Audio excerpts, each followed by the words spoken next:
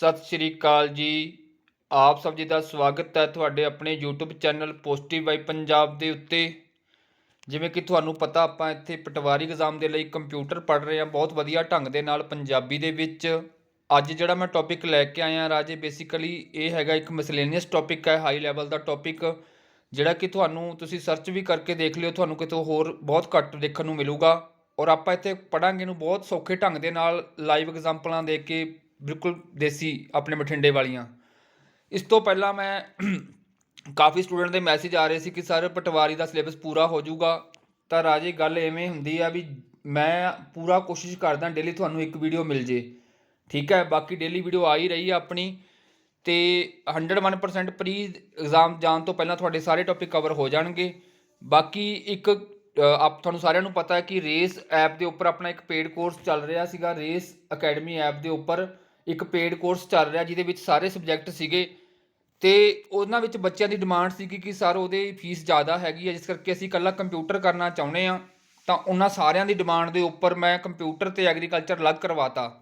ਹੁਣ ਕੀ ਆ, ਉੱਥੇ ਇੱਕ ਨਵਾਂ ਕੋਰਸ ਹੈ ਰਾਜੇ, ਕੰਪਲੀਟ ਕੰਪਿਊਟਰ ਪਲੱਸ ਐਗਰੀਕਲਚਰ। ਉਹ ਕੋਰਸ ਅਲੱਗ ਕਰਾਤਾ, ਉਹਦੀ ਫੀਸ ਬਹੁਤ ਘੱਟ ਰੱਖੀ ਗਈ ਹੈ, ਨੋਮੀਨਲ ਚਾਰਜਸ ਰੱਖੇ ਗਏ, ਜਾ ਕੇ ਤੁਸੀਂ ਦੇਖ ਸਕਦੇ ਹੋ। ਬਾਕੀ ਮੈਨੂੰ ਤੁਸੀਂ ਕਮੈਂਟ ਬਾਕਸ ਦੇ ਵਿੱਚ ਮੇਰੇ WhatsApp ਨੰਬਰ ਹੈਗਾ ਤੁਹਾਡੇ ਕੋਲ ਸਾਰਿਆਂ ਕੋਲ, ਜੇ ਨਹੀਂ ਹੈਗਾ ਤਾਂ ਰਾਜੇ ਨੋਟ ਕਰ ਲਿਓ। ਤੁਸੀਂ ਮੈਨੂੰ ਕਮੈਂਟ ਬਾਕਸ 'ਚ ਨਹੀਂ, ਤੁਸੀਂ ਮੈਨੂੰ WhatsApp ਕਰਨਾ 8427752303 'ਤੇ, ਠੀਕ ਹੈ। ਤੁਸੀਂ ਮੈਨੂੰ WhatsApp ਕਰਕੇ ਜਾਣਕਾਰੀ ਪ੍ਰਾਪਤ ਕਰ ਸਕਦੇ ਹੋ ਅਗਰ ਤੁਸੀਂ ਉਹ ਕੋਰਸ ਲੈਣ ਦੇ ਵਿੱਚ ਇੰਟਰਸਟਿਡ ਹੋ, ਕਿਉਂਕਿ ਉੱਥੇ ਡੇਲੀ ਤੁਹਾਨੂੰ ਇੱਕ ਕਲਾਸ ਮਿਲੂਗੀ ਕੰਪਿਊਟਰ ਦੀ 1 ਆਵਰ ਦੀ, ਅਤੇ ਨਾਲ ਹੀ ਤੁਹਾਨੂੰ ਮਿਲੂਗੀ ਐਗਰੀ ਦੀ, ਠੀਕ ਹੈ ਜੀ। ਅਤੇ ਕੰਪਿਊਟਰ ਮੈਂ ਕਰਵਾਊਂਗਾ, ਐਗਰੀਕਲਚਰ ਕੋਈ ਮੈਡਮ ਕਰਵਾਉਣਗੇ ਉੱਥੇ। ਅਤੇ ਬਾਕੀ ਜੋ ਮਤਲਬ ਕਿ ਜੇ ਕੋਈ ਬੰਦਾ ਨਹੀਂ ਇੰਟਰਸਟਿਡ ਗਾ ਪੇਡ ਦੇ ਵਿੱਚ, ਤਾਂ ਫਰੀ ਦੇ ਵਿੱਚ ਰਾਜੇ ਇੱਥੇ ਚੱਲ ਰਿਹਾ ਕੋਰਸ ਆਲਰੇਡੀ। ਤਾਂ ਫਰੀ ਦੇ ਵਿੱਚ ਇਹ ਹੁੰਦਾ ਵੀ ਚਲੋ ਕੋਈ ਫਿਕਸ ਟਾਈਮ ਨਹੀਂ ਹੁੰਦਾ ਗਾ, ਕਦੇ ਵੀ ਕਲਾਸ ਆ ਸਕਦੀ ਹੈ, ਸ਼ਾਮ ਨੂੰ, ਸਵੇਰੇ, ਜਾਂ ਇੱਕ ਦਿਨ ਗੈਪ ਵੀ ਪੈ ਸਕਦਾ। ਬਾਕੀ ਮੈਂ ਕੋਸ਼ਿਸ਼ ਕਰਦਾ ਵੀ ਡੇਲੀ ਤੁਹਾਨੂੰ ਇੱਕ ਵੀਡੀਓ ਪ੍ਰੋਵਾਈਡ ਕਰਦਾ, ਪਰ ਕਈਆਂ ਨੂੰ ਹੁੰਦਾ, ਟੈਨਸ਼ਨ ਹੁੰਦੀ ਹੈ ਵੀ ਸਾਡਾ ਵਧੀਆ ਢੰਗ ਦੇ ਨਾਲ ਕਵਰ ਹੋ ਜਾਵੇ ਕੰਪਿਊਟਰ, ਕਿਉਂਕਿ ਕੰਪਿਊਟਰ ਨੇ ਬਹੁਤ ਇੰਪੋਰਟੈਂਟ ਰੋਲ ਪਲੇ ਕਰਨਾ ਤੁਹਾਡੇ ਪਟਵਾਰੀ ਐਗਜ਼ਾਮ ਦੇ ਵਿੱਚ। ਤੁਸੀਂ ਦੇਖਿਆ ਵੀ ਹੋਊਗਾ, ਜੇਲ੍ਹ ਸੁਪਰੀਡੈਂਟ ਦੇ ਵਿੱਚੋਂ ਸਾਰਾ ਪੇਪਰ ਆਪਣੇ ਚੈਨਲ ਤੋਂ ਆਇਆ। ਜੇ ਨਹੀਂ ਦੇਖਿਆ ਤਾਂ ਤੁਸੀਂ ਵੀਡੀਓ ਡਿਸਕ੍ਰਿਪਸ਼ਨ ਦੇ ਵਿੱਚ ਪਈ ਹੈ, ਜਿਹਦੇ ਵਿੱਚ ਮੈਂ ਲਿਖਿਆ ਹੋਇਆ ਖੁਸ਼ਖਬਰੀ ਵਾਲੀ ਵੀਡੀਓ, ਉਹ ਤੁਸੀਂ ਜਾ ਕੇ ਦੇਖ ਸਕਦੇ ਹੋ। ਇਕੱਲੀ ਇਕੱਲੀ ਚੀਜ਼ ਵਿਦ ਪ੍ਰੂਫ ਮੈਂ ਮੈਚ ਕਰਕੇ ਦੱਸੀ ਆ ਵੀ ਆਹ ਮੈਂ ਪੜ੍ਹਾਇਆ ਸੀ, ਆਹ ਮੈਂ ਐਗਜ਼ਾਮ ਦੇ ਵਿੱਚ ਆਇਆ, ਠੀਕ ਹੈ। ਤਾਂ ਮੈਂ ਦੇਖੋ, ਵੈਸੇ ਹੁਣ ਕਈ ਬੱਚੇ ਪਤਾ ਕੀ ਪੁੱਛਦੇ ਆ ਵੀ ਸਰ ਪੇਡ ਅਤੇ ਫਰੀ ਦੇ ਵਿੱਚ ਫ਼ਰਕ ਹੋਊਗਾ। ਭਾਈ ਫ਼ਰਕ ਤਾਂ ਜ਼ਰੂਰ ਹੋਊਗਾ, ਕਿਉਂਕਿ ਜੇ ਕਿਸੇ ਨੇ ਕੋਈ ਪੈਸਾ ਖਰਚਿਆ ਤਾਂ ਥੋੜ੍ਹਾ ਬਹੁਤਾ ਫ਼ਰਕ ਤਾਂ ਰਹਿੰਦਾ ਹੀ ਰਹਿੰਦਾ ਕਿਤੇ ਨਾ ਕਿਤੇ, ਠੀਕ ਹੈ ਜੀ। ਅਤੇ ਬਾਕੀ ਤੁਸੀਂ ਆਪ ਸਿਆਣੇ ਹੋ, ਤੁਸੀਂ ਸਮਝਦਾਰ ਹੋ। ਅਤੇ ਬਾਕੀ ਮੇਰੀ ਕੋਸ਼ਿਸ਼ ਆ ਵੀ ਇੱਥੇ ਵੀ ਤੁਹਾਨੂੰ 101% ਕੰਟੈਂਟ ਉਹ ਪ੍ਰੋਵਾਈਡ ਕੀਤਾ ਜਾਂਦਾ, ਬਹੁਤ ਹਾਈ ਕੁਆਲਿਟੀ ਦਾ ਕੰਟੈਂਟ। ਇਹ ਨਹੀਂ ਕਿ ਮਤਲਬ ਕਿ ਤੁਹਾਡਾ ਬਹੁਤ ਫ਼ਰਕ ਕੀਤਾ ਜਾਊਗਾ, ਰਾਈਟ ਹੈ ਜੀ। ਬਾਕੀ ਤੁਸੀਂ ਵੀਡੀਓ ਨੂੰ ਐਂਡ ਤੱਕ ਜ਼ਰੂਰ ਦੇਖਣਾ। ਜੇ ਵੀਡੀਓ ਵਧੀਆ ਲੱਗੂਗੀ ਤਾਂ ਲਾਈਕ ਕਰ ਦਿਓ, ਸ਼ੇਅਰ ਕਰ ਦਿਓ, ਅਤੇ ਚੈਨਲ ਨੂੰ ਕਰ ਲਓ ਸਬਸਕ੍ਰਾਈਬ। ਚਲੋ ਸਟਾਰਟ ਕਰਦੇ ਆਪਾਂ ਅੱਜ ਦੀ ਵੀਡੀਓ। ਅੱਜ ਆਪਾਂ ਤੁਹਾਡੇ ਸਾਹਮਣੇ ਲੈ ਕੇ ਆਏ ਹਾਂ ਮੈਮਰੀ ਦਾ ਪਾਰਟ ਨੰਬਰ 2, ਜਿਹਦੇ ਵਿੱਚ ਆਪਾਂ ਕਵਰ ਕਰਾਂਗੇ 2 ਮੈਮਰੀਜ਼, ਜਿਹੜੀਆਂ ਕਿ ਬਹੁਤ ਹੀ ਇੰਪੋਰਟੈਂਟ ਰੋਲ ਪਲੇ ਕਰਦੀਆਂ ਨੇ ਕੰਪਿਊਟਰ ਸਿਸਟਮ ਦੇ ਵਿੱਚ। ਇਹ ਜਿਹੜੇ ਟੌਪਿਕ ਅੱਜ ਮੈਂ ਲੈ ਕੇ ਆਇਆ, ਤੁਸੀਂ ਇਹਨੂੰ ਐਂ ਕਹਿ ਸਕਦੇ ਹੋ ਕਿ ਇਹ ਮਿਸਲੇਨੀਅਸ ਟੌਪਿਕ ਹੈਗੇ ਆ, ਜਾਂ ਆਪਾਂ ਐਂ ਕਹਿ ਸਕਦੇ ਹਾਂ ਕਿ ਹਾਈ ਲੈਵਲ ਦੇ ਟੌਪਿਕ ਨੇ। ਵੈਸੇ ਤਾਂ ਉਨਾ ਹੀ ਸਫੀਸ਼ੈਂਟ ਸੀਗਾ ਜਿੰਨਾ ਆਪਾਂ ਪਾਰਟ 1 ਮੈਮਰੀ 'ਚ ਪੜ੍ਹ ਲਿਆ, ਪਰ ਆਪਾਂ ਕੋਈ ਲੂਪ ਹੋਲ ਨਹੀਂ ਛੱਡਣਾ ਇਸ ਵਾਰੀ ਪਟਵਾਰੀ ਦੇ ਪੇਪਰ ਦੇ ਲਈ, ਕਿਉਂਕਿ ਜਿਹੜਾ ਪਟਵਾਰੀ 2016 ਦੇ ਵਿੱਚ ਪੇਪਰ ਹੋਇਆ ਸੀਗਾ, ਉਹਦੇ ਵਿੱਚ ਕੰਪਿਊਟਰ ਨੇ ਕੀ ਕੀਤਾ ਸੀਗਾ, ਬਹੁਤ ਲੋਕਾਂ ਨੂੰ ਤੰਗ ਕੀਤਾ ਸੀ। ਅਤੇ ਇਸ ਵਾਰੀ ਆਪਾਂ ਕੰਪਿਊਟਰ ਨੂੰ ਤੰਗ ਕਰਨਾ, ਆਪਾਂ ਆਪਦੀ ਤਿਆਰੀ ਕੀ ਕਰਨੀ ਆ, 101% ਕਰਕੇ ਜਾਣੀ ਆ, 100% ਵੀ ਨਹੀਂ, 1% ਉੱਪਰ ਹੀ ਕਰਨੀ ਆ। ਤਾਂ ਇਸ ਕਰਕੇ ਜਿਹੜੇ ਅੱਜ ਟੌਪਿਕ ਹੈਗੇ ਆ ਥੋੜ੍ਹੇ ਜਿਹੇ ਹਾਈ ਲੈਵਲ ਦੇ ਨੇ। ਵੀਡੀਓ ਨੂੰ ਤੁਸੀਂ 2 ਵਾਰ ਜ਼ਰੂਰ ਰਿਪੀਟ ਕਰਿਓ, ਹੋ ਸਕਦਾ ਤੁਹਾਨੂੰ ਪਹਿਲੀ ਵਾਰ ਦੇ ਵਿੱਚ ਓਨਾ ਵਧੀਆ ਤਰੀਕੇ ਨਾਲ ਸਮਝ ਨਾ ਆਵੇ ਜਿੰਨਾ ਕਿ ਇੱਕ ਵਾਰੀ ਰਿਪੀਟ ਕਰਨ ਤੋਂ ਬਾਅਦ ਜ਼ਿਆਦਾ ਸਮਝ ਆਊਗਾ। ਚਲੋ ਸਟਾਰਟ ਕਰਦੇ ਹਾਂ ਅੱਜ ਦੀ ਵੀਡੀਓ ਦੇ ਵਿੱਚ ਜਿਹੜਾ ਪਹਿਲਾ ਮੈਮਰੀ ਆਪਾਂ ਪੜ੍ਹਨੀ ਉਹ ਹੈਗੀ ਆ ਕੈਸ਼ੇ ਮੈਮਰੀ। ਕਈ ਇਹਨੂੰ ਕੈਸ਼ੇ ਕਹਿ ਦਿੰਦੇ ਆ, ਕਈ ਕੈਸ਼ ਵੀ ਕਹਿ ਦਿੰਦੇ ਆ। ਆਪਾਂ ਨੂੰ ਕੋਈ ਚੱਕਰ ਹੀ ਨਹੀਂ ਗਾ ਹੈਗਾ, ਚਾਹੇ ਕੈਸ਼ ਕਹਿਣ ਚਾਹੇ ਕਹਿਣ ਕੈਸ਼ੇ, ਕਿਉਂਕਿ ਆਪਾਂ ਐਗਜ਼ਾਮ ਦੇ ਵਿੱਚ ਆਪਣਾ ਕੁਐਸਚਨ ਠੀਕ ਹੋਣ ਦੇ ਨਾਲ ਮਤਲਬ ਹੋਣਾ ਚਾਹੀਦਾ। ਪ੍ਰੋਨਾਊਂਸੀਏਸ਼ਨ ਤੋਂ ਆਪਾਂ ਕੁਛ ਨਹੀਂ ਲੈਣਾ, ਆਪਾਂ ਆਈਲੈਟਸ ਨਹੀਂ ਕਰਨੀ, ਰਾਈਟ ਹੈ ਜੀ। ਚਲੋ ਪੜ੍ਹਦੇ ਹਾਂ ਕੈਸ਼ੇ ਮੈਮਰੀ ਹੁੰਦੀ ਕੀ ਹੈ। ਸਭ ਤੋਂ ਪਹਿਲਾਂ ਤੁਹਾਨੂੰ ਮੈਂ ਕੈਸ਼ੇ ਮੈਮਰੀ ਇੱਕ ਵਾਰੀ ਮੈਂ ਪੰਜਾਬੀ ਦੇ ਵਿੱਚ ਇੱਕ ਐਗਜ਼ਾਮਪਲ ਦੇ ਕੇ ਸਮਝਾ ਦੇਵਾਂ, ਕਿਉਂਕਿ ਜਦੋਂ ਮੈਂ ਪੰਜਾਬੀ ਸਮਝਾਤਾ ਫਿਰ ਤੁਹਾਨੂੰ ਜਦੋਂ ਤੁਸੀਂ ਪੜ੍ਹੋਗੇ PDF ਜਾਂ ਵੀਡੀਓ ਦੇ ਵਿੱਚ ਰੀਡ ਕਰੋਗੇ, ਤੁਹਾਨੂੰ ਸਮਝਣ ਦੇ ਵਿੱਚ ਆਸਾਨੀ ਹੋ ਜੂਗੀ। ਚਲੋ ਸਟਾਰਟ ਕਰਦੇ ਹਾਂ। ਪਿਛਲੀ ਵਾਰੀ ਮੈਂ ਤੁਹਾਨੂੰ ਮੈਮਰੀਆਂ ਪੜ੍ਹਾਈਆਂ ਸੀਗੀਆਂ ਕਿਹੜੀਆਂ ਇੱਕ ਤਾਂ ਰੈਮ ਪੜ੍ਹਾਇਆ ਸੀਗਾ, ਇੱਕ ਮੈਂ ਪੜ੍ਹਾਇਆ ਸੀ ਭਾਈ ਤੁਹਾਨੂੰ ਰੋਮ, ਅਤੇ ਇੱਕ ਪੜ੍ਹਾਇਆ ਸੀ ਤੁਹਾਨੂੰ ਮੈਂ ਹਾਰਡ ਡਿਸਕ ਜਿਹਨੂੰ ਕਹਿ ਦਿੰਦੇ ਆ ਸੈਕੰਡਰੀ ਮੈਮਰੀ। ਮੇਨ 3 ਮੈਮਰੀਆਂ ਸੀਗੀਆਂ, ਠੀਕ ਹੈ ਜੀ। ਇਹਨਾਂ ਨੂੰ 2 ਭਾਗਾਂ 'ਚ ਵੰਡਿਆ ਗਿਆ, ਪ੍ਰਾਇਮਰੀ ਅਤੇ ਸੈਕੰਡਰੀ। ਪ੍ਰਾਇਮਰੀ ਦੇ ਵਿੱਚ ਇਹ ਸੀਗੀਆਂ, ਸੈਕੰਡਰੀ ਦੇ ਵਿੱਚ ਹੋਰ ਵੀ ਆ ਜਾਂਦੀਆਂ ਨੇ, CD DVD ਹੋ ਗਈ, USB ਹੋ ਗਈ, ਰਾਈਟ ਹੈ। ਇਹ ਤੁਹਾਨੂੰ ਸਾਰਿਆਂ ਨੂੰ ਯਾਦ ਹੀ ਹੋਊਗਾ ਕਿਉਂਕਿ ਆਪਾਂ ਕਰ ਚੁੱਕੇ ਹਾਂ। ਹੁਣ ਆਪਾਂ ਗੱਲ ਸਮਝਦੇ ਹਾਂ ਵੀ ਕੈਸ਼ੇ ਦੀ ਜ਼ਰੂਰਤ ਕਿਉਂ ਪਈ, ਜਦੋਂ ਆਪਣੇ ਕੋਲ ਸਾਰੀਆਂ ਮੈਮਰੀਜ਼ ਹੈਗੀਆਂ ਸੀਗੀਆਂ, ਆਪਾਂ ਨੂੰ ਕੀ ਲੋੜ ਕੈਸ਼ੇ ਮੈਮਰੀ ਦੀ। ਚਲੋ ਆਪਾਂ ਇਹਨੂੰ ਸਭ ਤੋਂ ਵਧੀਆ ਐਗਜ਼ਾਮਪਲ ਨਾਲ ਸਮਝਦੇ ਹਾਂ, ਜਿਹੜਾ ਪੇਪਰ ਆਪਾਂ ਦੇਣਾ ਪਟਵਾਰੀ ਦਾ ਉਹਦੇ ਐਗਜ਼ਾਮਪਲ ਦੇ ਨਾਲ ਸਮਝਦੇ ਹਾਂ। ਚਲੋ ਤੁਸੀਂ ਮਿਹਨਤਾਂ ਕੀਤੀਆਂ, ਬਾਬਾ ਜੀ ਨੇ ਤੁਹਾਡੇ ਸਾਰਿਆਂ ਦੀ ਸੁਣ ਲਈ, ਤੁਸੀਂ ਸਾਰੇ ਲੱਗ ਗਏ ਪਟਵਾਰੀ, ਰਾਈਟ ਹੈ। ਜਦੋਂ ਭਾਈ ਤੁਸੀਂ ਪਟਵਾਰੀ ਲੱਗ ਗਏ ਤਾਂ ਤੁਹਾਨੂੰ ਇੱਕ ਮਿਲੂਗਾ ਪਟਵਾਰਖਾਨੇ ਦੇ ਵਿੱਚ ਇੱਕ ਦਫ਼ਤਰ, ਇੱਕ ਛੋਟਾ ਜਿਹਾ ਕਮਰਾ ਕਹਿ ਸਕਦੇ ਹੋ। ਉਸ ਕਮਰੇ ਦੇ ਵਿੱਚ ਕੀ ਹੋਊਗਾ, ਆਹ ਭਾਈ ਤੁਹਾਡੇ ਸਾਹਮਣੇ ਮੈਂ ਲਗਾਉਣਾ, ਇਹ ਤੁਹਾਡੇ ਸਾਹਮਣੇ ਇੱਕ ਤੁਹਾਡਾ ਕੀ ਹੋ ਗਿਆ, ਡੈਸਕ ਹੋ ਗਿਆ, ਜਿਹਦੇ ਉੱਪਰ ਤੁਸੀਂ ਕੰਮ ਕਰੋਗੇ ਬੈਠ ਕੇ, ਫਾਈਲਾਂ ਵਗੈਰਾ। ਇੱਕ ਮਿਲੂਗੀ ਤੁਹਾਨੂੰ ਅਲਮੀਰਾ, ਜਿਹਦੇ ਵਿੱਚ ਕੀ ਕਰੋਗੇ, ਤੁਸੀਂ ਆਪਣਾ ਰਿਕਾਰਡ ਸਟੋਰ ਕਰੋਗੇ, ਠੀਕ ਹੈ। ਅਲਮੀਰਾ ਮੰਨ ਲਓ ਇਹਨੂੰ, ਰਾਈਟ ਹੈ ਜੀ। ਇੱਕ ਹੋ ਗਿਆ ਡੈਸਕ ਹੋ ਗਿਆ। ਹੁਣ ਆਪਾਂ ਡੈਸਕ ਨੂੰ ਕੀ ਮੰਨ ਕੇ ਚੱਲਦੇ ਹਾਂ ਰਾਜੇ, ਇਹ ਹੈਗਾ ਤੁਹਾਡਾ ਰੈਮ, ਇਹਨੂੰ ਆਪਾਂ ਕੀ ਮੰਨਦੇ ਹਾਂ, ਰੈਮ ਮੰਨਦੇ ਹਾਂ। ਅਲਮੀਰਾ ਨੂੰ ਮੰਨ ਲਓ ਹਾਰਡ ਡਿਸਕ ਡਰਾਈਵ, ਕੀ ਮੰਨ ਲਓ secondary memory hard disk drive, ਜਿਹਦੇ ਵਿੱਚ ਪਰਮਾਨੈਂਟ ਡਾਟਾ ਸਟੋਰ ਕਰਕੇ ਰੱਖ ਲਿਆ ਆਪਾਂ, ਫਾਈਲਾਂ ਵਗੈਰਾ ਪਰਮਾਨੈਂਟ ਸਟੋਰ ਕੀਤੀਆਂ। ਕਰੰਟਲੀ ਜਿਵੇਂ ਕੋਈ ਫਾਈਲ ਦੇ ਉੱਪਰ ਆਪਾਂ ਕੰਮ ਕਰ ਰਹੇ ਹਾਂ, ਕਿਸੇ ਦੀ ਰਜਿਸਟਰੀ ਕਰਵਾਉਣੀ ਆ, ਉਹਦੀ ਆਪਾਂ ਕੀ ਆ ਇੰਤਕਾਲ ਵਗੈਰਾ ਕਰਦੇ ਹਾਂ, ਜਾਂ ਆਪਾਂ ਉਹਦੇ ਕੀ ਕਰ ਰਹੇ ਹਾਂ, ਮਤਲਬ ਕਿ ਵੈਰੀਫਿਕੇਸ਼ਨ ਕਰ ਰਹੇ ਹਾਂ, ਕਰੰਟਲੀ ਜਿਹਦੇ ਉੱਪਰ ਕੰਮ ਕਰ ਰਹੇ ਹਾਂ ਰੈਮ 'ਤੇ ਕਰਦੇ ਹਾਂ। ਤਾਂ ਤੁਹਾਨੂੰ ਮੈਂ ਲਾਸਟ ਵੀਡੀਓ 'ਚ ਕਰਾਇਆ ਸੀ, ਜਦੋਂ ਵੀ ਕਿਸੇ ਕਰੰਟਲੀ ਫਾਈਲ 'ਤੇ ਕੰਮ ਹੋਊਗਾ ਕਿੱਥੇ ਹੋਊਗਾ, ਰੈਮ 'ਤੇ, ਅਤੇ ਕੋਈ ਡਾਟਾ ਪਰਮਾਨੈਂਟ ਸਟੋਰ ਹੋਊਗਾ ਤਾਂ ਕਿਹਦੇ 'ਚ ਹੋਊਗਾ, ਹਾਰਡ ਡਿਸਕ 'ਚ ਹੋਊਗਾ। ਚਲੋ ਜੀ, ਇੰਨੀ ਗੱਲ ਤਾਂ ਆਪਾਂ ਪਿਛਲੀ ਵੀਡੀਓ ਦਾ ਨਿਚੋੜ ਆ ਇਹ ਜਿਹੜਾ ਤੁਹਾਨੂੰ ਮੈਂ ਦੱਸ ਚੁੱਕਿਆ।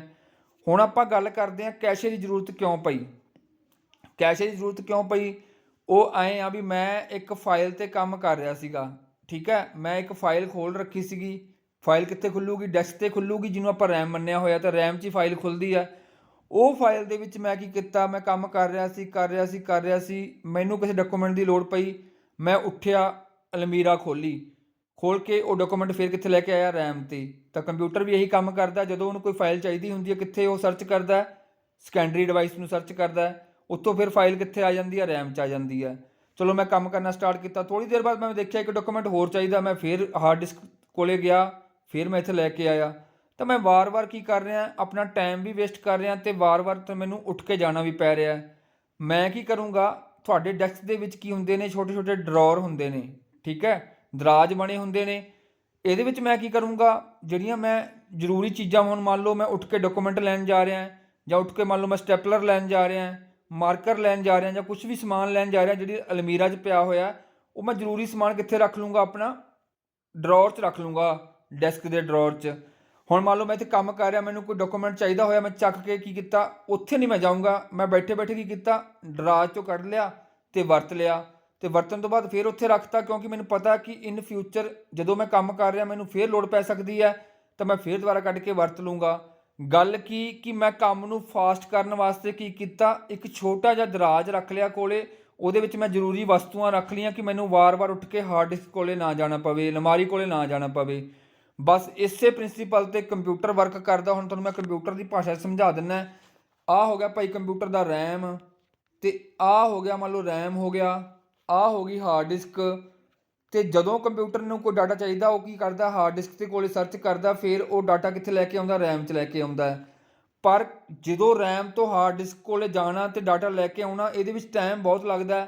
ਜੇ ਟਾਈਮ ਲੱਗੂਗਾ ਤਾਂ ਕੰਪਿਊਟਰ ਦੀ ਸਪੀਡ ਘੱਟ ਜੂਗੀ, ਕੰਪਿਊਟਰ ਹੈਂਗ ਹੋਣਾ ਸ਼ੁਰੂ ਹੋ ਜਾਊਗਾ।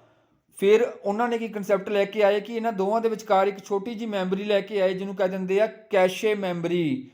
ਕੈਸ਼ੇ ਮੈਮਰੀ ਦੇ ਵਿੱਚ ਉਹ ਡਾਟਾ ਰੱਖਿਆ ਜਾਂਦਾ ਜਿਹੜਾ ਕਿ ਕਰੰਟਲੀ ਯੂਜ਼ ਹੋ ਰਿਹਾ ਜਾਂ ਇਮੀਡੀਏਟਲੀ ਯੂਜ਼ ਹੋ ਸਕਦਾ, ਠੀਕ ਹੈ। ਅਤੇ ਮੰਨ ਲਓ ਹੁਣ ਮੈਂ ਕੀ ਕੀਤਾ, ਮੈਂ ਮੰਨ ਲਓ ਕੰਮ ਕਰ ਰਿਹਾ, ਮੈਂ 5+2 ਕਰ ਰਿਹਾ, ਤਾਂ ਮੈਂ ਜਦੋਂ ਪ੍ਰੋਸੈਸਿੰਗ ਹੋ ਰਹੀ ਹੈ ਮੰਨ ਲਓ 7 ਆ ਗਿਆ, ਤਾਂ 7 ਮੈਂ ਵਾਪਸ ਨਹੀਂ ਇੱਥੇ ਸੈਂਡ ਕਰੂੰਗਾ, ਪਹਿਲਾਂ ਮੈਂ ਇੱਥੇ ਰੱਖ ਲਿਆ, ਕਿਉਂਕਿ ਮੈਂ ਅਗਲੀ ਜਦੋਂ ਮੈਂ ਕਰੂੰਗਾ, ਅਗਲਾ ਮੈਂ ਮੰਨ ਲਓ 6+5 ਕਰ ਰਿਹਾ ਜਾਂ ਕੁਛ ਕਰ ਰਿਹਾ, ਉਹਦੇ ਵਿੱਚ ਅਗਰ ਮੈਨੂੰ ਇਸ ਦੀ ਜ਼ਰੂਰਤ ਪੈ ਗਈ ਤਾਂ ਮੈਂ ਵਰਤ ਸਕਦਾ ਇਹਨੂੰ। ਮੰਨ ਲਓ ਜਿਹੜਾ ਕਿ ਮੈਨੂੰ ਇਨ ਫਿਊਚਰ ਜਲਦੀ ਲੋੜ ਪੈ ਸਕਦੀ ਹੈ ਡਾਟਾ, ਉਹ ਮੈਂ ਹਾਰਡ ਡਿਸਕ ਕੋਲ ਨਹੀਂ ਭੇਜਦਾ, ਮੈਂ ਕਿੱਥੇ ਰੱਖ ਲੈਂਦਾ, ਕੈਸ਼ੇ ਮੈਮਰੀ ਦੇ ਵਿੱਚ ਰੱਖ ਲੈਂਦਾ। ਕਿਉਂਕਿ ਜਿਹੜੀ ਕੈਸ਼ੇ ਮੈਮਰੀ ਹੁੰਦੀ ਆ ਉਹ ਫਾਸਟ ਹੁੰਦੀ ਆ, ਉਹਨੂੰ ਅਸੈਸ ਕਰਨਾ ਕੀ ਹੁੰਦਾ, ਸੌਖਾ ਹੁੰਦਾ। ਤੇ ਤਾਂ ਹੀ ਵਰਤੀ ਜਾਂਦੀ ਹੈ। ਬਸ ਇਹ ਕੰਪਿਊਟਰ ਨੂੰ ਸਪੀਡ ਅਪ ਕਰਨ ਵਾਸਤੇ, ਕੰਪਿਊਟਰ ਦੀ ਠੀਕ ਹੈ ਐਫੀਸ਼ੀਐਂਸੀ ਇਨਕਰੀਜ਼ ਕਰਨ ਵਾਸਤੇ ਵਰਤੀ ਜਾਂਦੀ ਹੈ ਜਿਹੜੀ ਤੁਹਾਡੀ ਕੈਸ਼ੇ ਮੈਮਰੀ ਹੈ। ਮੈਨੂੰ ਲੱਗਦਾ ਤੁਹਾਨੂੰ ਬਹੁਤ ਚੰਗੀ ਤਰ੍ਹਾਂ ਸਮਝ ਆ ਗਿਆ ਹੋਊਗਾ। ਜੇ ਨਹੀਂ ਸਮਝ ਆਇਆ, ਇੱਕ ਵਾਰੀ ਆਪਾਂ ਹੁਣ ਥਿਊਰੀ ਪੜ੍ਹਦੇ ਹਾਂ। ਥਿਊਰੀ ਪੜ੍ਹਨ ਤੋਂ ਬਾਅਦ ਤੁਹਾਨੂੰ ਸਾਰਾ ਕੁਝ ਸਮਝ ਆ ਜਾਊਗਾ, ਇਹ ਮੈਨੂੰ ਪੱਕਾ ਯਕੀਨ ਹੈ। ਚਲੋ ਦੇਖਦੇ ਹਾਂ ਹੁਣ ਆਪਾਂ ਥਿਊਰੀ ਦੇ ਵਿੱਚ ਕਹਿੰਦਾ ਕੀ ਆ। ਕਹਿੰਦਾ ਵਾਟ ਇਜ਼ ਕੈਸ਼ੇ ਮੈਮਰੀ। ਕੈਸ਼ੇ ਮੈਮਰੀ ਕੀ ਹੈ? ਕਹਿੰਦਾ it is an extremely fast memory. ਤਾਂ ਫਾਸਟ ਹੈ, ਤੁਹਾਨੂੰ ਦੱਸਿਆ ਕਿ ਹਾਰਡ ਡਿਸਕ ਨਾਲੋਂ ਫਾਸਟ ਹੋਊਗੀ, ਰੈਮ ਦੇ ਨਾਲੋਂ ਵੀ ਫਾਸਟ ਹੋਊਗੀ। ਤਾਂ ਫਾਸਟ ਮੈਮਰੀ ਹੈ ਜਿਹੜੀ ਕਹਿੰਦਾ ਐਕਟ ਕਰਦੀ ਆ buffer between RAM and CPU। Buffer ਹੁੰਦਾ ਰਾਜੇ ਟੈਂਪਰੇਰੀ ਕੋਈ ਚੀਜ਼ ਸਟੋਰ ਕਰਨੀ, ਠੀਕ ਹੈ। ਤਾਂ ਰੈਮ ਤੇ CPU ਦੇ ਵਿਚਕਾਰ ਲਾਈ ਕਰਦੀ ਆ ਆਪਣੀ ਭਾਈ ਕੈਸ਼ੇ ਮੈਮਰੀ। ਇਸ ਗੱਲ ਦਾ ਧਿਆਨ ਰੱਖਿਆ ਜਾਵੇ ਖਾਸ ਕਰਕੇ। ਇਸ ਤੋਂ ਬਾਅਦ ਕਹਿੰਦਾ ਇਹਦਾ ਕੰਮ ਕੀ ਆ ਰਾਜੇ? ਇਹ ਰਿਡਿਊਸ ਕਰਦੀ ਆ ਕਿਉਂ? Average time to access the data. ਮਤਲਬ ਵਾਰ-ਵਾਰ ਡਾਟਾ ਨੂੰ ਅਸੈਸ ਕਰਨਾ, ਯੂਜ਼ ਕਰਨਾ ਫਰੋਮ ਦਾ ਸੈਕੰਡਰੀ ਡਿਵਾਈਸ। ਉਹਦੇ ਵਿਚਕਾਰ ਜਿੰਨਾ ਟਾਈਮ ਲੱਗਦਾ ਉਸ ਟਾਈਮ ਨੂੰ ਘੱਟ ਕਰਨ ਦੀ ਕੋਸ਼ਿਸ਼ ਕਰਨ ਵਾਸਤੇ ਆਪਾਂ ਵਰਤਦੇ ਹਾਂ ਆਪਣੇ ਕੈਸ਼ੇ ਮੈਮਰੀ, ਠੀਕ ਹੈ ਜੀ। ਇਹਦਾ ਕੰਮ ਹੋ ਗਿਆ। ਇਸ ਤੋਂ ਬਾਅਦ ਹੈ ਕੀ ਹੈ ਇਹ? ਇੱਕ ਤਾਂ ਸਮਾਲ ਸਾਈਜ਼ ਹੈ। ਸਮਾਲ ਸਾਈਜ਼ ਹੁੰਦੀ ਹੈ ਜਿਵੇਂ ਵੱਧ ਤੋਂ ਵੱਧ ਜਿਹੜੀ ਅੱਜ ਕੱਲ੍ਹ ਚੱਲ ਰਹੀ ਹੈ ਉਹ ਰਾਜੇ 12 MB। ਬਹੁਤ ਘੱਟ। ਤੁਸੀਂ ਕਹੋਗੇ ਯਾਰ 12 MB ਕੀ ਚੀਜ਼ ਹੁੰਦੀ ਹੈ, ਪਰ ਅਗਰ ਆਪਾਂ ਕੈਸ਼ੇ ਦੀ ਭਾਸ਼ਾ 'ਚ ਸਮਝੀਏ ਤਾਂ 12 MB ਦੀ ਕੈਸ਼ੇ ਬਹੁਤ ਵੱਡੀ ਹੁੰਦੀ ਹੈ। ਵੈਸੇ 2 ਜਾਂ 3 MB ਜਾਂ 6 MB ਦੀ ਵਰਤੀ ਜਾਂਦੀ ਹੈ। ਤਾਂ ਇਹ ਬਹੁਤ ਸਮਾਲ ਸਾਈਜ਼ ਦੀ ਮੈਮਰੀ ਹੁੰਦੀ ਹੈ। ਇਸ ਤੋਂ ਬਾਅਦ ਇਹ ਵੋਲੇਟਾਈਲ ਹੁੰਦੀ ਹੈ। ਜਦੋਂ ਵੀ ਕੰਪਿਊਟਰ ਬੰਦ ਹੋ ਗਿਆ, ਜਦੋਂ ਕੰਪਿਊਟਰ ਨੂੰ ਆਪਾਂ ਸਵਿਚ ਆਫ ਕਰਤਾ ਤਾਂ ਇਹ ਵਾਸ਼ ਆਊਟ ਹੋ ਜਾਂਦੀ ਹੈ। ਇਹਦੇ ਵਿੱਚ ਜਿੰਨੇ ਵੀ ਕੰਟੈਂਟ ਹੁੰਦਾ ਉਹ ਸਾਫ਼ ਹੋ ਜਾਂਦਾ ਬਿਲਕੁਲ। ਇਹ ਕੀ ਹੋ ਜਾਂਦੀ ਹੈ? ਖਾਲੀ ਹੋ ਜਾਂਦੀ ਹੈ, ਠੀਕ ਹੈ। ਇਸ ਤੋਂ ਬਾਅਦ ਕੰਮ ਕੀ ਹੈ ਰਾਜੇ ਇਹਦਾ? ਇਹ ਹਾਈ ਸਪੀਡ ਡਾਟਾ ਕੀ ਕਰਦੀ ਆ? ਅਸੈਸ ਕਰਵਾਉਂਦੀ ਹੈ ਕਿਹਨੂੰ? ਪ੍ਰੋਸੈਸਰ ਨੂੰ, ਜਿਹੜਾ ਕਿ ਪ੍ਰੋਸੈਸ ਹੋਣਾ ਡਾਟਾ ਕਰੰਟਲੀ, ਠੀਕ ਹੈ ਜੀ। ਤਾਂ ਇਹ ਸਟੋਰ ਕਰ ਸਕਦੀ ਹੈ, ਆਪਣੇ ਪ੍ਰੋਗਰਾਮ ਵੀ ਸਟੋਰ ਕਰ ਦਿੰਦੀ ਹੈ, ਐਪਲੀਕੇਸ਼ਨ ਵੀ ਸਟੋਰ ਕਰ ਲੈਂਦੀ ਹੈ, ਡਾਟਾ ਵੀ ਸਟੋਰ ਕਰ ਲੈਂਦੀ ਹੈ, ਇੰਸਟਰਕਸ਼ਨ ਵੀ ਸਟੋਰ ਕਰ ਲੈਂਦੀ ਹੈ। ਤਾਂ ਇਹ ਤਾਂ ਹੈਗਾ ਭਾਈ ਕੈਸ਼ੇ ਦਾ ਕੰਮ। ਕੈਸ਼ੇ ਹੁੰਦੀ ਕੀ ਹੈ? ਤੇ ਇਸ ਤੋਂ ਬਾਅਦ ਤੁਹਾਨੂੰ ਮੈਂ ਹੋਰ ਚੰਗੀ ਤਰ੍ਹਾਂ ਸਮਝਾ ਦਿੰਦਾ। ਇਹ ਤੁਹਾਨੂੰ ਮੈਂ ਦੱਸਿਆ ਹੀ ਆ ਵੀ ਜਦੋਂ ਤੱਕ ਇਹ ਵੋਲੇਟਾਈਲ ਨੇਚਰ ਹੁੰਦੀ ਹੈ, ਜਦੋਂ ਤੱਕ ਕੰਪਿਊਟਰ 'ਚ ਪਾਵਰ ਰਹੂਗੀ ਤਦ ਤੱਕ ਕੀ ਹੋਊਗਾ? ਡਾਟਾ ਇਹ 'ਚ ਰਹੂਗਾ। ਅਦਰਵਾਈਜ਼ ਡਾਟਾ ਕੀ ਹੋ ਜਾਊਗਾ? ਵਾਸ਼ ਆਊਟ ਹੋ ਜਾਊਗਾ। ਉਸ ਤੋਂ ਬਾਅਦ ਇਹ ਸਮਾਲ ਅਮਾਊਂਟ ਦੀ ਫਾਸਟ ਮੈਮਰੀ ਹੁੰਦੀ ਹੈ। ਤੇ ਕਿੱਥੇ ਲਾਈ ਕਰਦੀ ਹੈ ਇਹ? ਆਪਣੇ ਮੇਨ ਮੈਮਰੀ ਜਿਹਨੂੰ ਆਪਾਂ ਰੈਮ ਕਹਿ ਦਿੰਦੇ ਹਾਂ ਤੇ CPU ਦੇ ਵਿਚਕਾਰ ਲਾਈ ਕਰਦੀ ਹੈ ਭਾਈ ਕੈਸ਼ੇ ਮੈਮਰੀ। ਇਹਨੂੰ ਯਾਦ ਰੱਖਿਓ, ਪੇਪਰ ਦੇ ਵਿੱਚ ਐਗਜ਼ਾਮ ਦੇ ਵਿੱਚ ਬਸ ਇਹੀ ਪੁੱਛਿਆ ਜਾਂਦਾ ਕਿ ਇਹ ਕਿੱਥੇ ਲਾਈ ਕਰਦੀ ਹੈ, ਕਿਹਦੇ ਵਿਚਕਾਰ ਹੈ। ਤੁਹਾਨੂੰ ਆਪਸ਼ਨਾਂ ਦਿੱਤੀਆਂ ਹੋਣਗੀਆਂ, ਹਾਰਡ ਡਿਸਕ ਤੇ ਉਹ ਫਲਾਣੇ ਦੇ ਵਿਚਕਾਰ ਹੈ, ਫਲਾਣੇ ਦੇ ਵਿਚਕਾਰ ਹੈ। ਬਸ ਤੁਸੀਂ ਯਾਦ ਰੱਖਣਾ ਮੇਨ ਮੈਮਰੀ ਤੇ CPU ਦੇ ਵਿਚਕਾਰ ਲਾਈ ਕਰਦੀ ਹੈ ਤੁਹਾਡੀ ਕੈਸ਼ ਮੈਮਰੀ ਜਾਂ ਕੈਸ਼ੇ ਮੈਮਰੀ। ਚਲੋ ਦੇਖਦੇ ਹਾਂ ਨੈਕਸਟ ਆਪਾਂ ਇਹਦੇ ਬਾਰੇ। ਇਸ ਤੋਂ ਬਾਅਦ ਆਪਾਂ ਵਰਕਿੰਗ ਦੇਖਦੇ ਹਾਂ, ਕੰਮ ਕਿਵੇਂ ਕਰਦੀ ਹੈ ਇਹ। ਹੁਣ ਕੰਮ ਕਿਵੇਂ ਕਰੂਗੀ ਤੁਹਾਨੂੰ ਮੈਂ ਦੱਸਿਆ ਹੀ ਹੈ ਕਿ ਇਹ CPU ਤੇ ਪ੍ਰਾਇਮਰੀ ਮੈਮਰੀ ਦੇ ਵਿਚਕਾਰ ਕੰਮ ਕਰਦੀ ਹੈ। ਤਾਂ ਇਹ ਕੀ ਆ? ਦੇਖੋ ਪਹਿਲੀ ਲਾਈਨ ਆਪਾਂ ਪੜ੍ਹਦੇ ਹਾਂ। ਕਹਿੰਦਾ ਦਾ CPU initially look in the cache for the data. ਹੁਣ ਮੰਨ ਲਓ ਜਿਵੇਂ ਤੁਹਾਨੂੰ ਮੈਂ ਐਗਜ਼ਾਮਪਲ ਦੱਸੀ ਆ ਪਟਵਾਰੀ ਵਾਲੀ, ਕਿ ਆਪਾਂ ਕੰਮ ਕਰ ਰਹੇ ਹਾਂ, ਜੋ ਡਾਕੂਮੈਂਟ ਆਪਾਂ ਨੂੰ ਚਾਹੀਦਾ ਸਭ ਤੋਂ ਪਹਿਲਾਂ ਆਪਾਂ ਦਰਾਜ ਖੋਲਾਂਗੇ, ਡਰਾਅਰ ਖੋਲਾਂਗੇ। ਜੇ ਉਹਦੇ ਵਿੱਚ ਡਾਕੂਮੈਂਟ ਮਿਲ ਗਿਆ ਤਾਂ ਆਪਣਾ ਕੰਮ ਕੀ ਹੋ ਜਾਊਗਾ? ਫਾਸਟ ਹੋ ਜਾਊਗਾ। ਆਪਾਂ ਚੱਕ ਕੇ ਉਹਨੂੰ ਵਰਤ ਲਾਂਗੇ।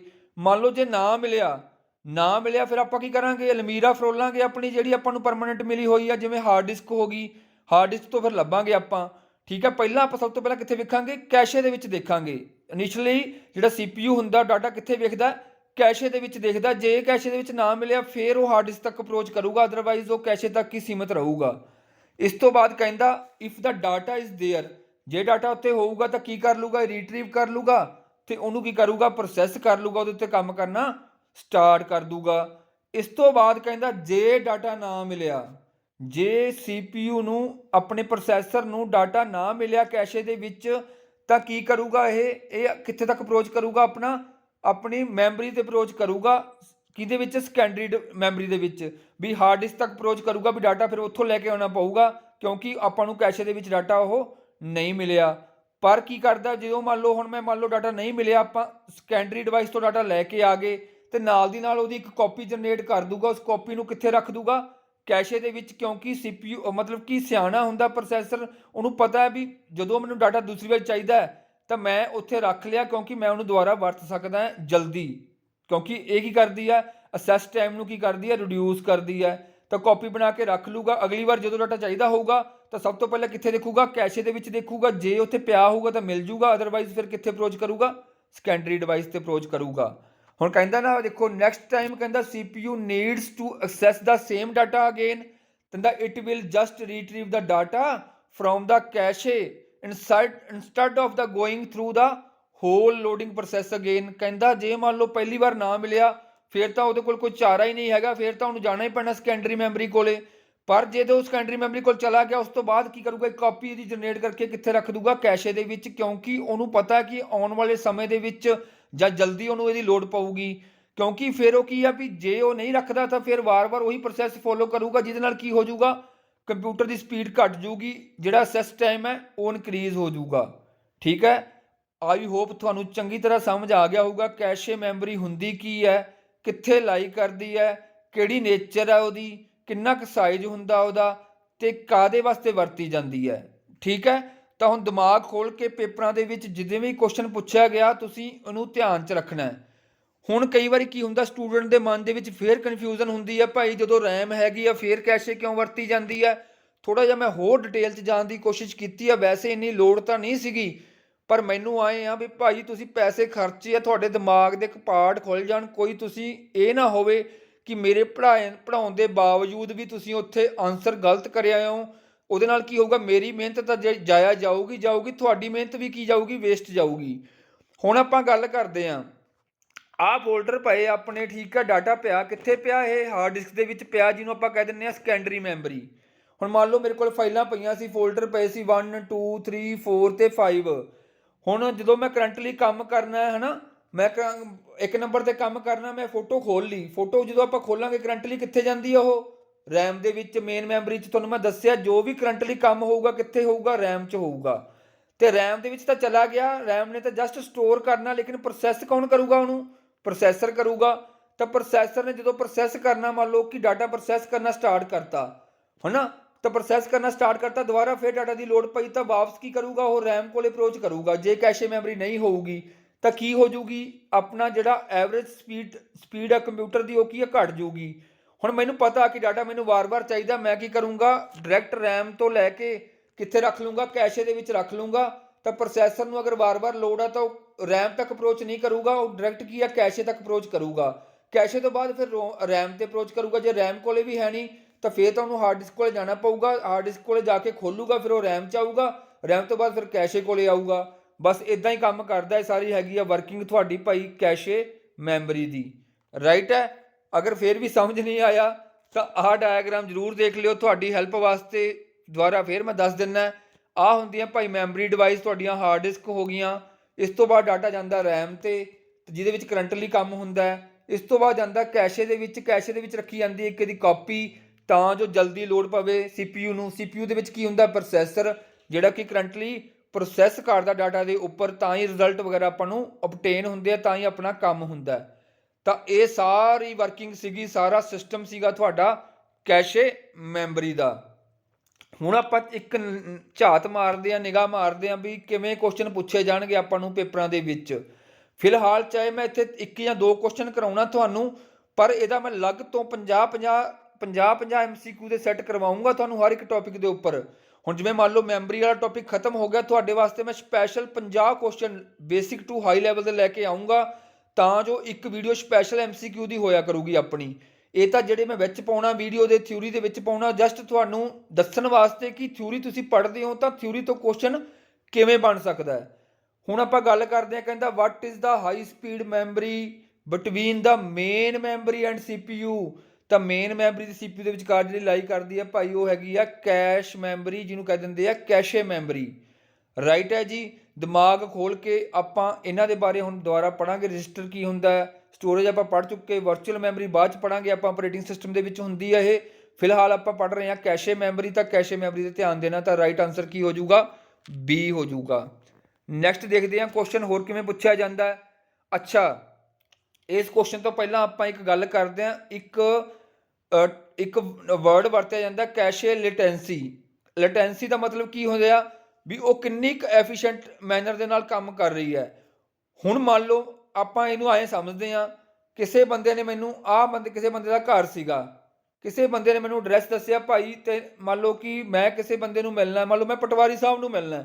ਆਹ ਪਟਵਾਰੀ ਸਾਹਿਬ ਦੀ ਕੋਠੀ ਆ ਭਾਈ 3 ਮੰਜ਼ਲਾ, ਤਾਂ ਮੈਨੂੰ ਕਿਸੇ ਨੇ ਕਿਹਾ ਭਾਈ ਜੇ ਤੂੰ ਆਪਦਾ ਕੰਮ ਕਰਾਉਣਾ ਤਾਂ ਪਟਵਾਰੀ ਸਾਹਿਬ ਨੂੰ ਕੋਠੀ 'ਚ ਜਾ ਕੇ ਮਿਲ ਲਾ।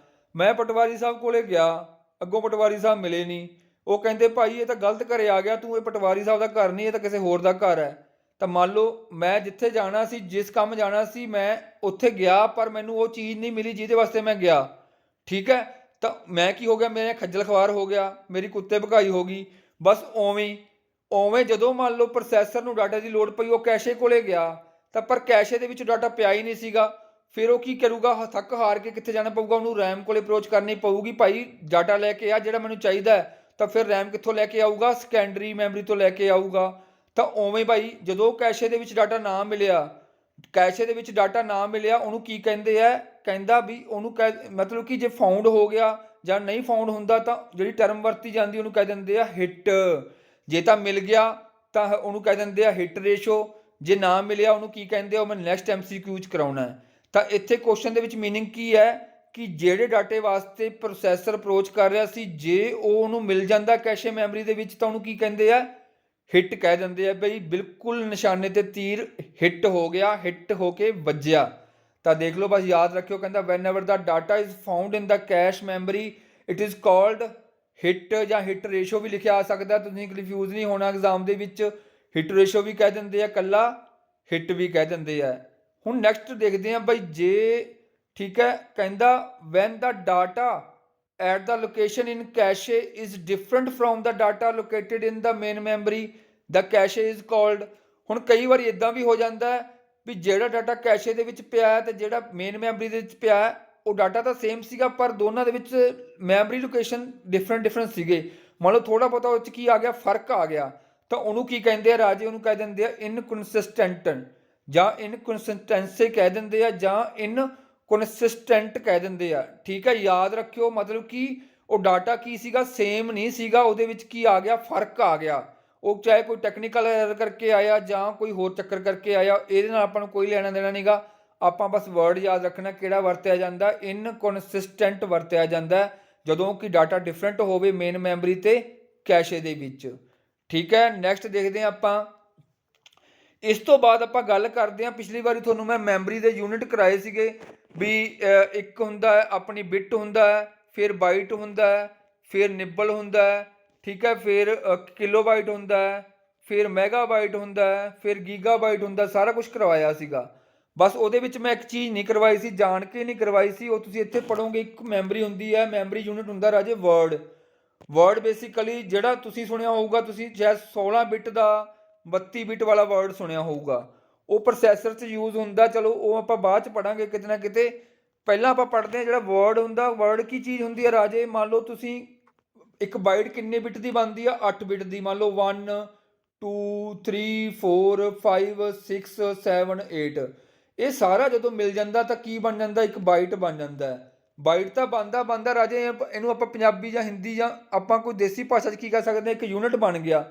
ਇਕੱਠੇ ਹੋ ਕੇ ਕੀ ਬਣਾਤਾ ਆਪਾਂ, ਇੱਕ ਬਲੌਕ ਬਣਾਤਾ, ਯੂਨਿਟ ਬਣਾਤਾ।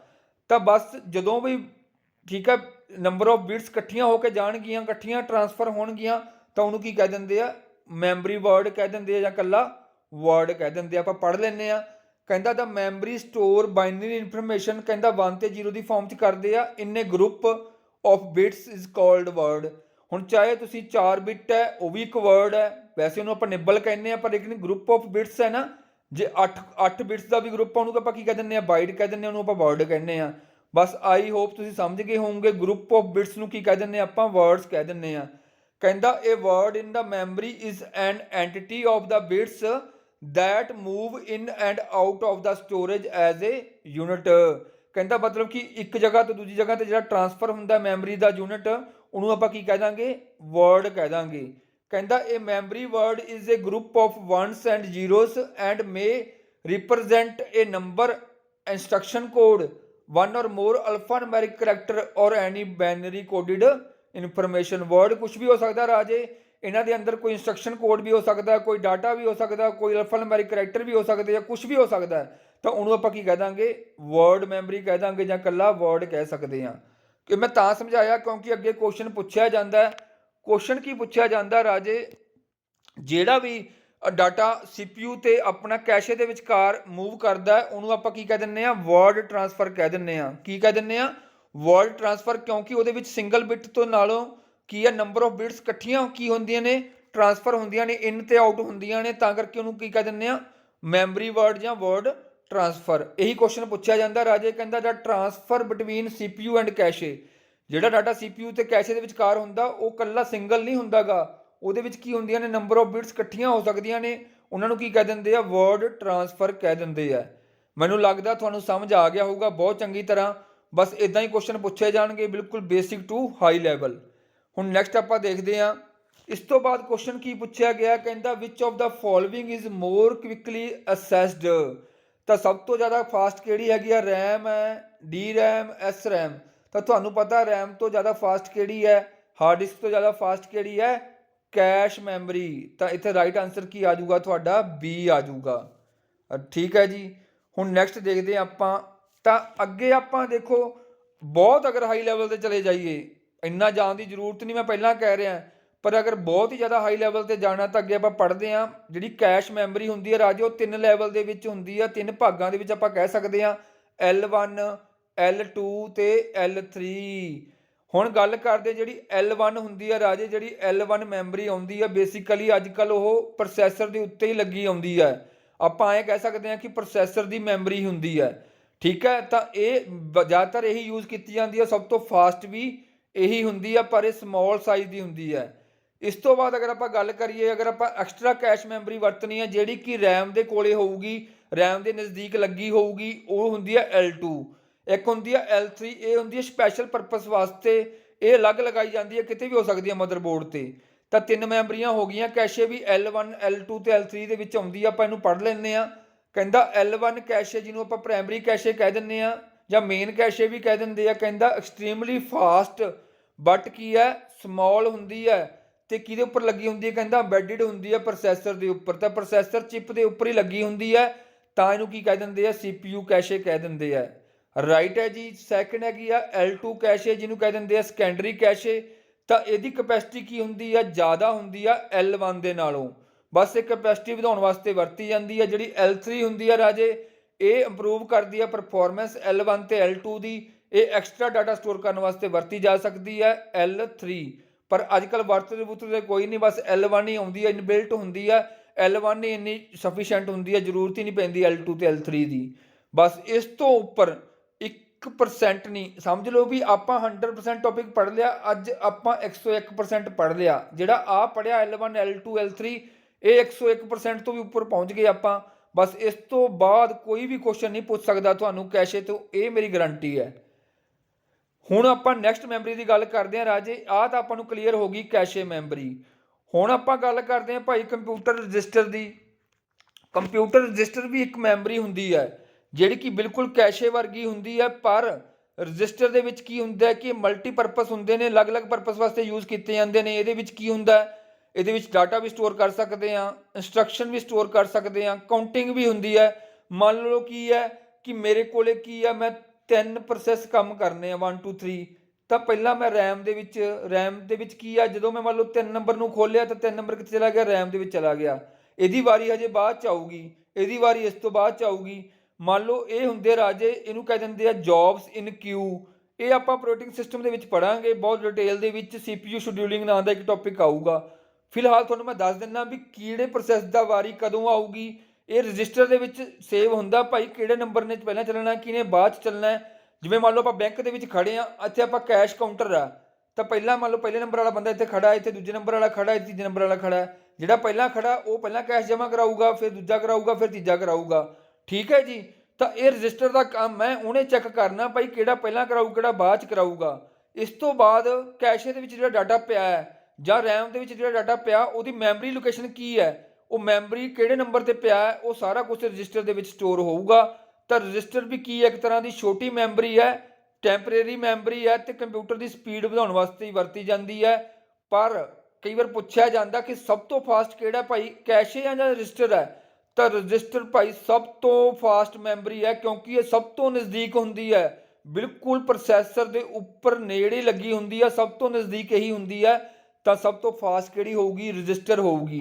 ਹਾਂ ਜੇ ਆਪਸ਼ਨ ਦੇ ਵਿੱਚ ਰਜਿਸਟਰ ਨਹੀਂ ਹੈਗਾ ਤਾਂ ਕੈਸ਼ੇ ਆ ਜਾਊਗਾ, ਜੇ ਕੈਸ਼ੇ ਤੇ ਰਜਿਸਟਰ ਦੋਨੇ ਹੈਗੇ ਆ ਤਾਂ ਆਨਸਰ ਕੀ ਆਊਗਾ ਤੁਹਾਡਾ, ਫਾਸਟੈਸਟ ਮੈਮਰੀ ਕਿਹੜੀ ਆਊਗੀ, ਰਜਿਸਟਰ ਆਊਗੀ। ਰਾਈਟ ਅਪ ਪੜ੍ਹਦੇ ਹਾਂ ਹੁਣ ਆਪਾਂ ਰਜਿਸਟਰ ਨੂੰ ਧਿਆਨ ਦੇ ਨਾਲ। ਕਹਿੰਦਾ register are the type of computer memory used to quickly accept, store and transfer data and instructions that are being used immediately by the CPU। ਕਹਿੰਦਾ ਇਹਦੇ ਵਿੱਚ ਡਾਟਾ ਵੀ ਸਟੋਰ ਹੋ ਸਕਦਾ ਹੈ, ਇਹਦੇ ਵਿੱਚ ਇੰਸਟਰਕਸ਼ਨ ਵੀ ਸਟੋਰ ਹੋ ਸਕਦੀ ਹੈ ਜਿਹੜੀ ਕਿ CPU ਨੇ ਇਮੀਡੀਏਟਲੀ ਯੂਜ਼ ਕਰਨੀ ਆ ਭਾਈ। ਠੀਕ ਹੈ, ਬਸ ਇਹਦਾ ਵੀ ਕੰਮ ਵੀ ਕੀ ਹੁੰਦਾ ਹੈ, ਕੰਪਿਊਟਰ ਦੀ ਸਪੀਡ ਵਧਾਉਣਾ ਹੁੰਦਾ ਹੈ। ਕਹਿੰਦਾ ਦਾ register used by the CPU are often term at the processor register, ਕਿਉਂਕਿ ਜਿਹੜੇ ਰਜਿਸਟਰ ਹੁੰਦੇ ਆ ਬੇਸਿਕਲੀ ਇਹ ਬਿਲਕੁਲ ਪ੍ਰੋਸੈਸਰ ਦੇ ਨਜ਼ਦੀਕ ਹੁੰਦੇ ਨੇ ਤਾਂ ਉਹਦੇ ਗਵਾਂਢੀ ਹੁੰਦੇ ਨੇ, ਤਾਂ ਕਰਕੇ ਇਹਨਾਂ ਨੂੰ ਆਪਾਂ ਕੀ ਕਹਿ ਦਿੰਦੇ ਆ, ਪ੍ਰੋਸੈਸਰ ਰਜਿਸਟਰ ਵੀ ਕਹਿ ਦਿੰਦੇ ਆ। ਬਾਕੀ ਰਜਿਸਟਰ ਵੱਖਰੇ ਵੱਖਰੇ ਤਰ੍ਹਾਂ ਦੇ ਹੁੰਦੇ ਨੇ, ਸਾਰਿਆਂ ਆਪਾਂ ਪੜਾਂਗੇ ਕਿਹੜੇ ਕਿਹੜੇ ਰਜਿਸਟਰ ਹੁੰਦੇ ਨੇ, ਕਿਹੜੇ ਕਿਹੜੇ ਕੰਮ ਵਾਸਤੇ ਵਰਤੇ ਜਾਂਦੇ ਨੇ। ਕਹਿੰਦਾ ਜਿਹੜਾ ਪ੍ਰੋਸੈਸਰ ਰਜਿਸਟਰ ਹੁੰਦਾ ਉਹ ਕੀ ਹੋਲਡ ਕਰਦਾ, ਇੰਸਟਰਕਸ਼ਨ ਹੋ ਗਈਆਂ, ਸਟੋਰੇਜ ਐਡਰੈਸ ਹੋ ਗਏ, ਡਾਟਾ ਹੋ ਗਿਆ, ਕੁਝ ਵੀ ਮਤਲਬ ਕਿ character sequence of bits, word, ਕੁਝ ਵੀ ਸਟੋਰ ਕਰ ਸਕਦਾ ਆਪਣਾ ਰਜਿਸਟਰ ਮੈਮਰੀ। ਨੈਕਸਟ ਹੋਰ ਡਿਟੇਲ 'ਚ ਪੜ੍ਹ ਲੈਂਦੇ ਆਪਾਂ, ਕਿਉਂਕਿ ਇਹਦੇ ਵਿੱਚ ਕੀ ਆ, ਹਾਈ ਲੈਵਲ ਦੇ ਟੌਪਿਕ ਨੇ, ਇਸ ਕਰਕੇ ਮੈਂ ਵੱਧ ਤੋਂ ਵੱਧ ਸੌਖੀ ਲੈਂਗੁਏਜ ਲਿਖਣ ਦੀ ਕੋਸ਼ਿਸ਼ ਕੀਤੀ ਹੈ ਤਾਂ ਜੋ ਤੁਹਾਨੂੰ ਕੋਈ ਮਤਲਬ ਕਿ ਦਿੱਕਤ ਨਾ ਆਵੇ। ਕਹਿੰਦਾ ਕੰਪਿਊਟਰ ਇੰਸਟਰਕਸ਼ਨਸ ਆਰ ਐਗਜ਼ੀਕਿਊਟਡ ਸਿਕੁਐਂਸ਼ਲੀ। ਹੁਣ ਜਿਹੜੀਆਂ ਕੰਪਿਊਟਰ ਦੇ ਵਿੱਚ ਇੰਸਟਰਕਸ਼ਨਸ ਹੁੰਦੀਆਂ ਇਕੱਠੀਆਂ ਨਹੀਂ ਹੁੰਦੀਆਂ ਗੀਆਂ, 1 ਬਾਏ 1 ਹੁੰਦੀਆਂ ਨੇ। ਠੀਕ ਹੈ, ਤਾਂ ਉਹ ਸੀਰੀਜ਼ ਵਾਈਜ਼ ਵੀ ਮਤਲਬ ਕਿ ਸੀਰੀਜ਼ ਵਾਈਜ਼ ਹੀ ਹੁੰਦੀਆਂ ਨੇ, ਇੱਕ ਟਾਈਮ ਤੇ ਇੱਕ ਹੀ ਚੱਲੂਗਾ। ਤਾਂ ਠੀਕ ਹੈ, ਇਹਨਾਂ ਦੇ ਵਾਸਤੇ ਕਹਿੰਦਾ it store in consecutive memory location, ਮਤਲਬ ਕਿ ਵੱਖਰੀ ਵੱਖਰੀ ਮੈਮਰੀ ਲੋਕੇਸ਼ਨ ਤੇ ਹੋ ਸਕਦੀਆਂ ਨੇ। ਤਾਂ ਇਹ ਰੀਡ ਕਰਨੀਆਂ instruction from the specific address, ਤਾਂ ਮਤਲਬ ਕਿ ਇਹ ਕਿੱਥੇ ਪਈਆਂ ਨੇ, ਕਿਹੜੇ ਮੈਮਰੀ ਐਡਰੈਸ ਤੇ ਪਈਆਂ ਨੇ, ਇਹਨਾਂ ਨੂੰ ਚੱਕ ਕੇ ਲੈ ਕੇ ਆਉਣਾ, ਉਹ ਸਾਰਾ ਕੁਝ ਕਿੱਥੇ ਸਟੋਰ ਹੋਊਗਾ, ਆਪਣੇ ਰਜਿਸਟਰ ਦੇ ਵਿੱਚ ਸਟੋਰ ਹੋਊਗਾ ਭਾਈ, ਉਹ ਫਲਾਨਾ ਬੰਦਾ ਕਿੱਥੇ ਰਹਿੰਦਾ ਹੈ। ਠੀਕ ਹੈ, ਇਸ ਤੋਂ ਬਾਅਦ ਕਹਿੰਦਾ then it read the next instructions in the sequence. ਹੁਣ ਮੰਨ ਲਓ ਤੁਹਾਨੂੰ ਮੈਂ ਦੱਸਿਆ ਹੀ ਆ ਵੀ 3 ਬੰਦੇ ਖੜੇ ਆ ਕੈਸ਼ ਜਮ੍ਹਾਂ ਕਰਾਉਣ ਵਾਸਤੇ, ਆਹ ਕੰਪਲੀਟ ਹੋ ਗਿਆ, ਤਾਂ ਹੁਣ ਅਗਲਾ ਕਿਹੜਾ ਆਉਣਾ, ਇਹ ਵੀ ਰਜਿਸਟਰ ਨੇ ਦੇਖਣਾ ਭਾਈ, ਰਜਿਸਟਰ ਦੇ ਵਿੱਚ ਸਟੋਰ ਹੋਊਗਾ ਭਾਈ, ਅਗਲਾ ਕਿਹੜੀ ਲੋਕੇਸ਼ਨ ਵਾਲਾ ਡਾਟਾ ਆਊਗਾ, ਅਗਲਾ ਕਿਹੜੀ ਲੋਕੇਸ਼ਨ ਵਾਲਾ ਆਊਗਾ, ਜਾਂ ਇਸ ਤੋਂ ਅਗਲਾ ਕਿਹੜਾ ਯੂਜ਼ ਹੋਊਗਾ, ਉਹਦੀ ਲੋਕੇਸ਼ਨ ਕੀ ਆ ਮੈਮਰੀ ਦੇ ਵਿੱਚ। ਇਹ ਸਾਰਾ ਕੰਮ ਕੌਣ ਸੰਭਾਲੂਗਾ, ਰਜਿਸਟਰ ਸੰਭਾਲੂਗਾ। ਹੁਣ ਆਪਾਂ ਮਹੱਤਵਪੂਰਨ ਦੇਖੋ, ਰਜਿਸਟਰ ਹੈਗੇ ਬਹੁਤ ਟਾਈਪ ਦੇ ਆ, ਪਰ ਆਪਾਂ ਐਗਜ਼ਾਮ ਦੇ ਵਾਸਤੇ ਜਿਹੜੇ ਇੰਪੋਰਟੈਂਟ ਆ ਉਹੀ ਪੜ੍ਹਨੇ ਆ। ਸਭ ਤੋਂ ਜਿਹੜਾ ਮਤਲਬ ਕਿ ਇੰਪੋਰਟੈਂਟ ਰਜਿਸਟਰ ਤਾਂ 2 ਹੈ, ਇੱਕ ਪ੍ਰੋਗਰਾਮ ਕਾਊਂਟਰ ਹੁੰਦਾ, ਇੱਕ ਅਕਮੂਲੇਟਰ ਹੁੰਦਾ। ਉਹ ਮੈਂ ਅੱਗੇ ਜਾ ਕੇ ਤੁਹਾਨੂੰ ਪੜ੍ਹਾਉਣਾ, ਬਾਕੀ ਫਿਰ ਵੀ ਆਪਾਂ ਥੋੜਾ ਥੋੜਾ ਪੜ੍ਹ ਲੈਣੇ ਸਾਰਿਆਂ ਬਾਰੇ, ਕਿਉਂਕਿ ਇਹਨਾਂ ਦੀ ਫੁੱਲ ਫਾਰਮ ਪੁੱਛ ਲਈ ਜਾਂਦੀ ਹੈ। ਜਿਵੇਂ MAR ਸਟੈਂਡਸ ਫॉर, ਤਾਂ ਰਾਜੇ ਇਹ ਹੁੰਦਾ ਮੈਮਰੀ ਐਡਰੈਸ ਰਜਿਸਟਰ। ਤਾਂ ਨਾਮ ਤੋਂ ਕਲੀਅਰ ਹੈ ਰਾਜੇ, ਇਹ ਕੀ ਸਟੋਰ ਕਰਦਾ, ਐਡਰੈਸ ਸਟੋਰ ਕਰਦਾ ਭਾਈ ਮੈਮਰੀ ਦੇ, ਵੀ ਕਿੱਥੇ ਕਿਹੜਾ ਡਾਟਾ ਕਿੱਥੇ ਪਿਆ ਹੈ ਨਾ। ਮੰਨ ਲਓ ਮੇਰੀ ਕੋਈ ਫੋਟੋ ਆ, ਉਹ ਕਿੱਥੇ ਕਿਹੜੀ ਮੈਮਰੀ ਲੋਕੇਸ਼ਨ ਤੇ ਪਈ ਆ, ਮੇਰੀ ਕੋਈ ਫਾਈਲ ਆ ਉਹ ਕਿੱਥੇ ਪਈ ਆ, ਇਹ ਸਾਰਾ ਕੁਝ ਕੌਣ ਸਟੋਰ ਕਰੂਗਾ, MAR, ਜਿਹਨੂੰ ਕਹਿ ਦਿੰਦੇ ਆਪਾਂ ਮੈਮਰੀ ਐਡਰੈਸ ਰਜਿਸਟਰ। ਕਹਿੰਦਾ it hold the addresses of the location to be accessed from the memory. ਠੀਕ ਆ, ਤਾਂ ਇਹਦੇ ਨਾਲ ਇੱਕ ਰਜਿਸਟਰ ਹੋਰ ਹੁੰਦਾ ਜਿਹਨੂੰ ਕਹਿ ਦਿੰਦੇ ਆ ਮੈਮਰੀ ਡਾਟਾ ਰਜਿਸਟਰ। ਦੋਵੇਂ ਮਿਲ ਕੇ ਕੰਮ ਕਰਦੇ ਆ, ਬਸ ਇਹਨਾਂ ਦਾ ਕੰਮ ਕੀ ਹੁੰਦਾ, ਕਮਿਊਨੀਕੇਸ਼ਨ ਕ੍ਰੀਏਟ ਕਰਨਾ ਕਿਹਦੇ ਵਿੱਚ, CPU ਤੇ ਮੇਨ ਮੈਮਰੀ ਦੇ ਵਿੱਚ। ਤਾਂ ਇਹ ਦਾ ਕੰਮ ਆ ਭਾਈ, ਐਡਰੈਸ ਵਗੈਰਾ ਸਟੋਰ ਕਰਦਾ ਹੈ। ਹੁਣ ਨੈਕਸਟ ਕੁਐਸਚਨ ਪੁੱਛ ਲਿਆ ਜਾਂਦਾ ਹੈ, ਕਹਿੰਦਾ ਦਾ ਰਜਿਸਟਰ ਵਿੱਚ hold the address of the location to or from which the data are to be transferred, ਮਤਲਬ ਕਿ ਡਾਟਾ ਜਿਹੜਾ ਕੀ ਆ ਮੈਮਰੀ ਤੋਂ ਦੂਜੀ ਮੈਮਰੀ ਤੱਕ ਜਾਊਗਾ, ਉਹਨਾਂ ਦਾ ਕੀ ਸਟੋਰ ਕਰਦਾ, ਐਡਰੈਸ ਸਟੋਰ ਕਰਦਾ, ਕੌਣ ਕਰਦਾ ਭਾਈ, MAR, ਕਿਹਨੂੰ ਕਹਿ ਦਿੰਦੇ ਆ, ਮੈਮਰੀ ਐਡਰੈਸ ਰਜਿਸਟਰ। ਠੀਕ ਹੈ, ਮੈਨੂੰ ਲੱਗਦਾ ਤੁਹਾਨੂੰ ਸਮਝ ਆ ਗਈ ਹੋਊਗੀ MAR ਦਾ ਕੰਮ ਕੀ ਹੈ। ਹੁਣ ਅਕਮੂਲੇਟਰ ਬਹੁਤ ਇੰਪੋਰਟੈਂਟ ਹੈ ਰਾਜੇ, ਅਕਮੂਲੇਟਰ ਦਾ ਕੰਮ ਕੀ ਹੁੰਦਾ ਹੈ, ਹੁਣ ਤੁਹਾਨੂੰ ਮੈਂ ਦੱਸ ਦਿੰਦਾ ਅਕਮੂਲੇਟਰ ਕਿਉਂ ਜ਼ਰੂਰੀ ਹੈ। ਮੰਨ ਲਓ ਜੇ ਅਕਮੂਲੇਟਰ ਆਪਣੇ ਕੰਪਿਊਟਰ ਦੇ ਵਿੱਚ ਹੈ ਨਹੀਂ, ਫਿਰ ਉਹੀ ਕੰਮ ਹੋਊਗਾ ਉੱਠ ਕੇ ਅਲਮਾਰੀ ਤੱਕ ਜਾਣ ਵਾਲਾ, ਕਿ ਵਾਰ-ਵਾਰ ਮੈਨੂੰ ਅਲਮਾਰੀ ਖੋਲ੍ਹਣੀ ਪਊਗੀ, ਉੱਥੋਂ ਫਾਈਲ ਲੈ ਕੇ ਆਉਣੀ ਪਊਗੀ। ਬੇਸਿਕਲੀ ਜਿਵੇਂ ਆਪਾਂ ALU ਪੜ੍ਹਿਆ ਸੀ ਕੱਲ, ਜਿਹੜਾ ਕੰਮ ਕੀ ਹੁੰਦਾ, ਅਰਥਮੈਟਿਕ ਲੌਜਿਕ ਯੂਨਿਟ। ਹੁਣ ਮੰਨ ਲਓ ਮੈਂ ਇੱਕ ਕਰ ਰਿਹਾ ਸੀਗਾ 5+2, ਠੀਕ ਹੈ, ਤਾਂ ਇਹਦਾ ਮੈਂ ਮੰਨ ਲਓ 5+ ਤੁਹਾਨੂੰ ਮੈਂ ਸੌਖਾ ਤਰੀਕਾ ਸਮਝਾਉਣਾ। ਮੰਨ ਲਓ ਇੱਕ ਮੈਂ ਸਟੇਟਮੈਂਟ ਲਿਖੀ x = 5+2, ਠੀਕ ਹੈ, ਇੱਕ ਸਟੇਟਮੈਂਟ ਮੈਂ ਲਿਖੀ y = x + 10, ਤੇ ਦੋਵਾਂ ਦੇ ਵਿੱਚ ਕਾਮਨ ਕੀ ਆ, x। ਹੁਣ ਪਹਿਲਾਂ ਮੰਨ ਲਓ ਆਹ ਚੱਲਿਆ ਰੈਮ ਦੇ ਵਿੱਚ, x ਦੇ ਵਿੱਚ ਕੀ ਵੈਲਿਊ ਆ ਗਈ, 7 ਆ ਗਈ, ਤਾਂ x ਦੀ ਵੈਲਿਊ ਫਿਰ ਅੱਗੇ ਯੂਜ਼ ਹੋਣੀ ਹੈ ਕਿਹਦੇ ਵਿੱਚ, y = x + 10, ਤੇ ਮੈਨੂੰ ਆਹ ਵੈਲਿਊ ਚਾਹੀਦੀ ਹੈ। ਤਾਂ ਇਹ ਵੈਲਿਊ ਅਗਰ ਵਾਪਸ ਜਾ ਕੇ ਸਟੋਰ ਹੋ ਜੂਗੀ ਸੈਕੰਡਰੀ ਦੇ ਵਿੱਚ, ਤਾਂ ਮੈਨੂੰ ਵਾਰ-ਵਾਰ ਉੱਥੋਂ ਲੈ ਕੇ ਆਉਣੀ ਪਊਗੀ।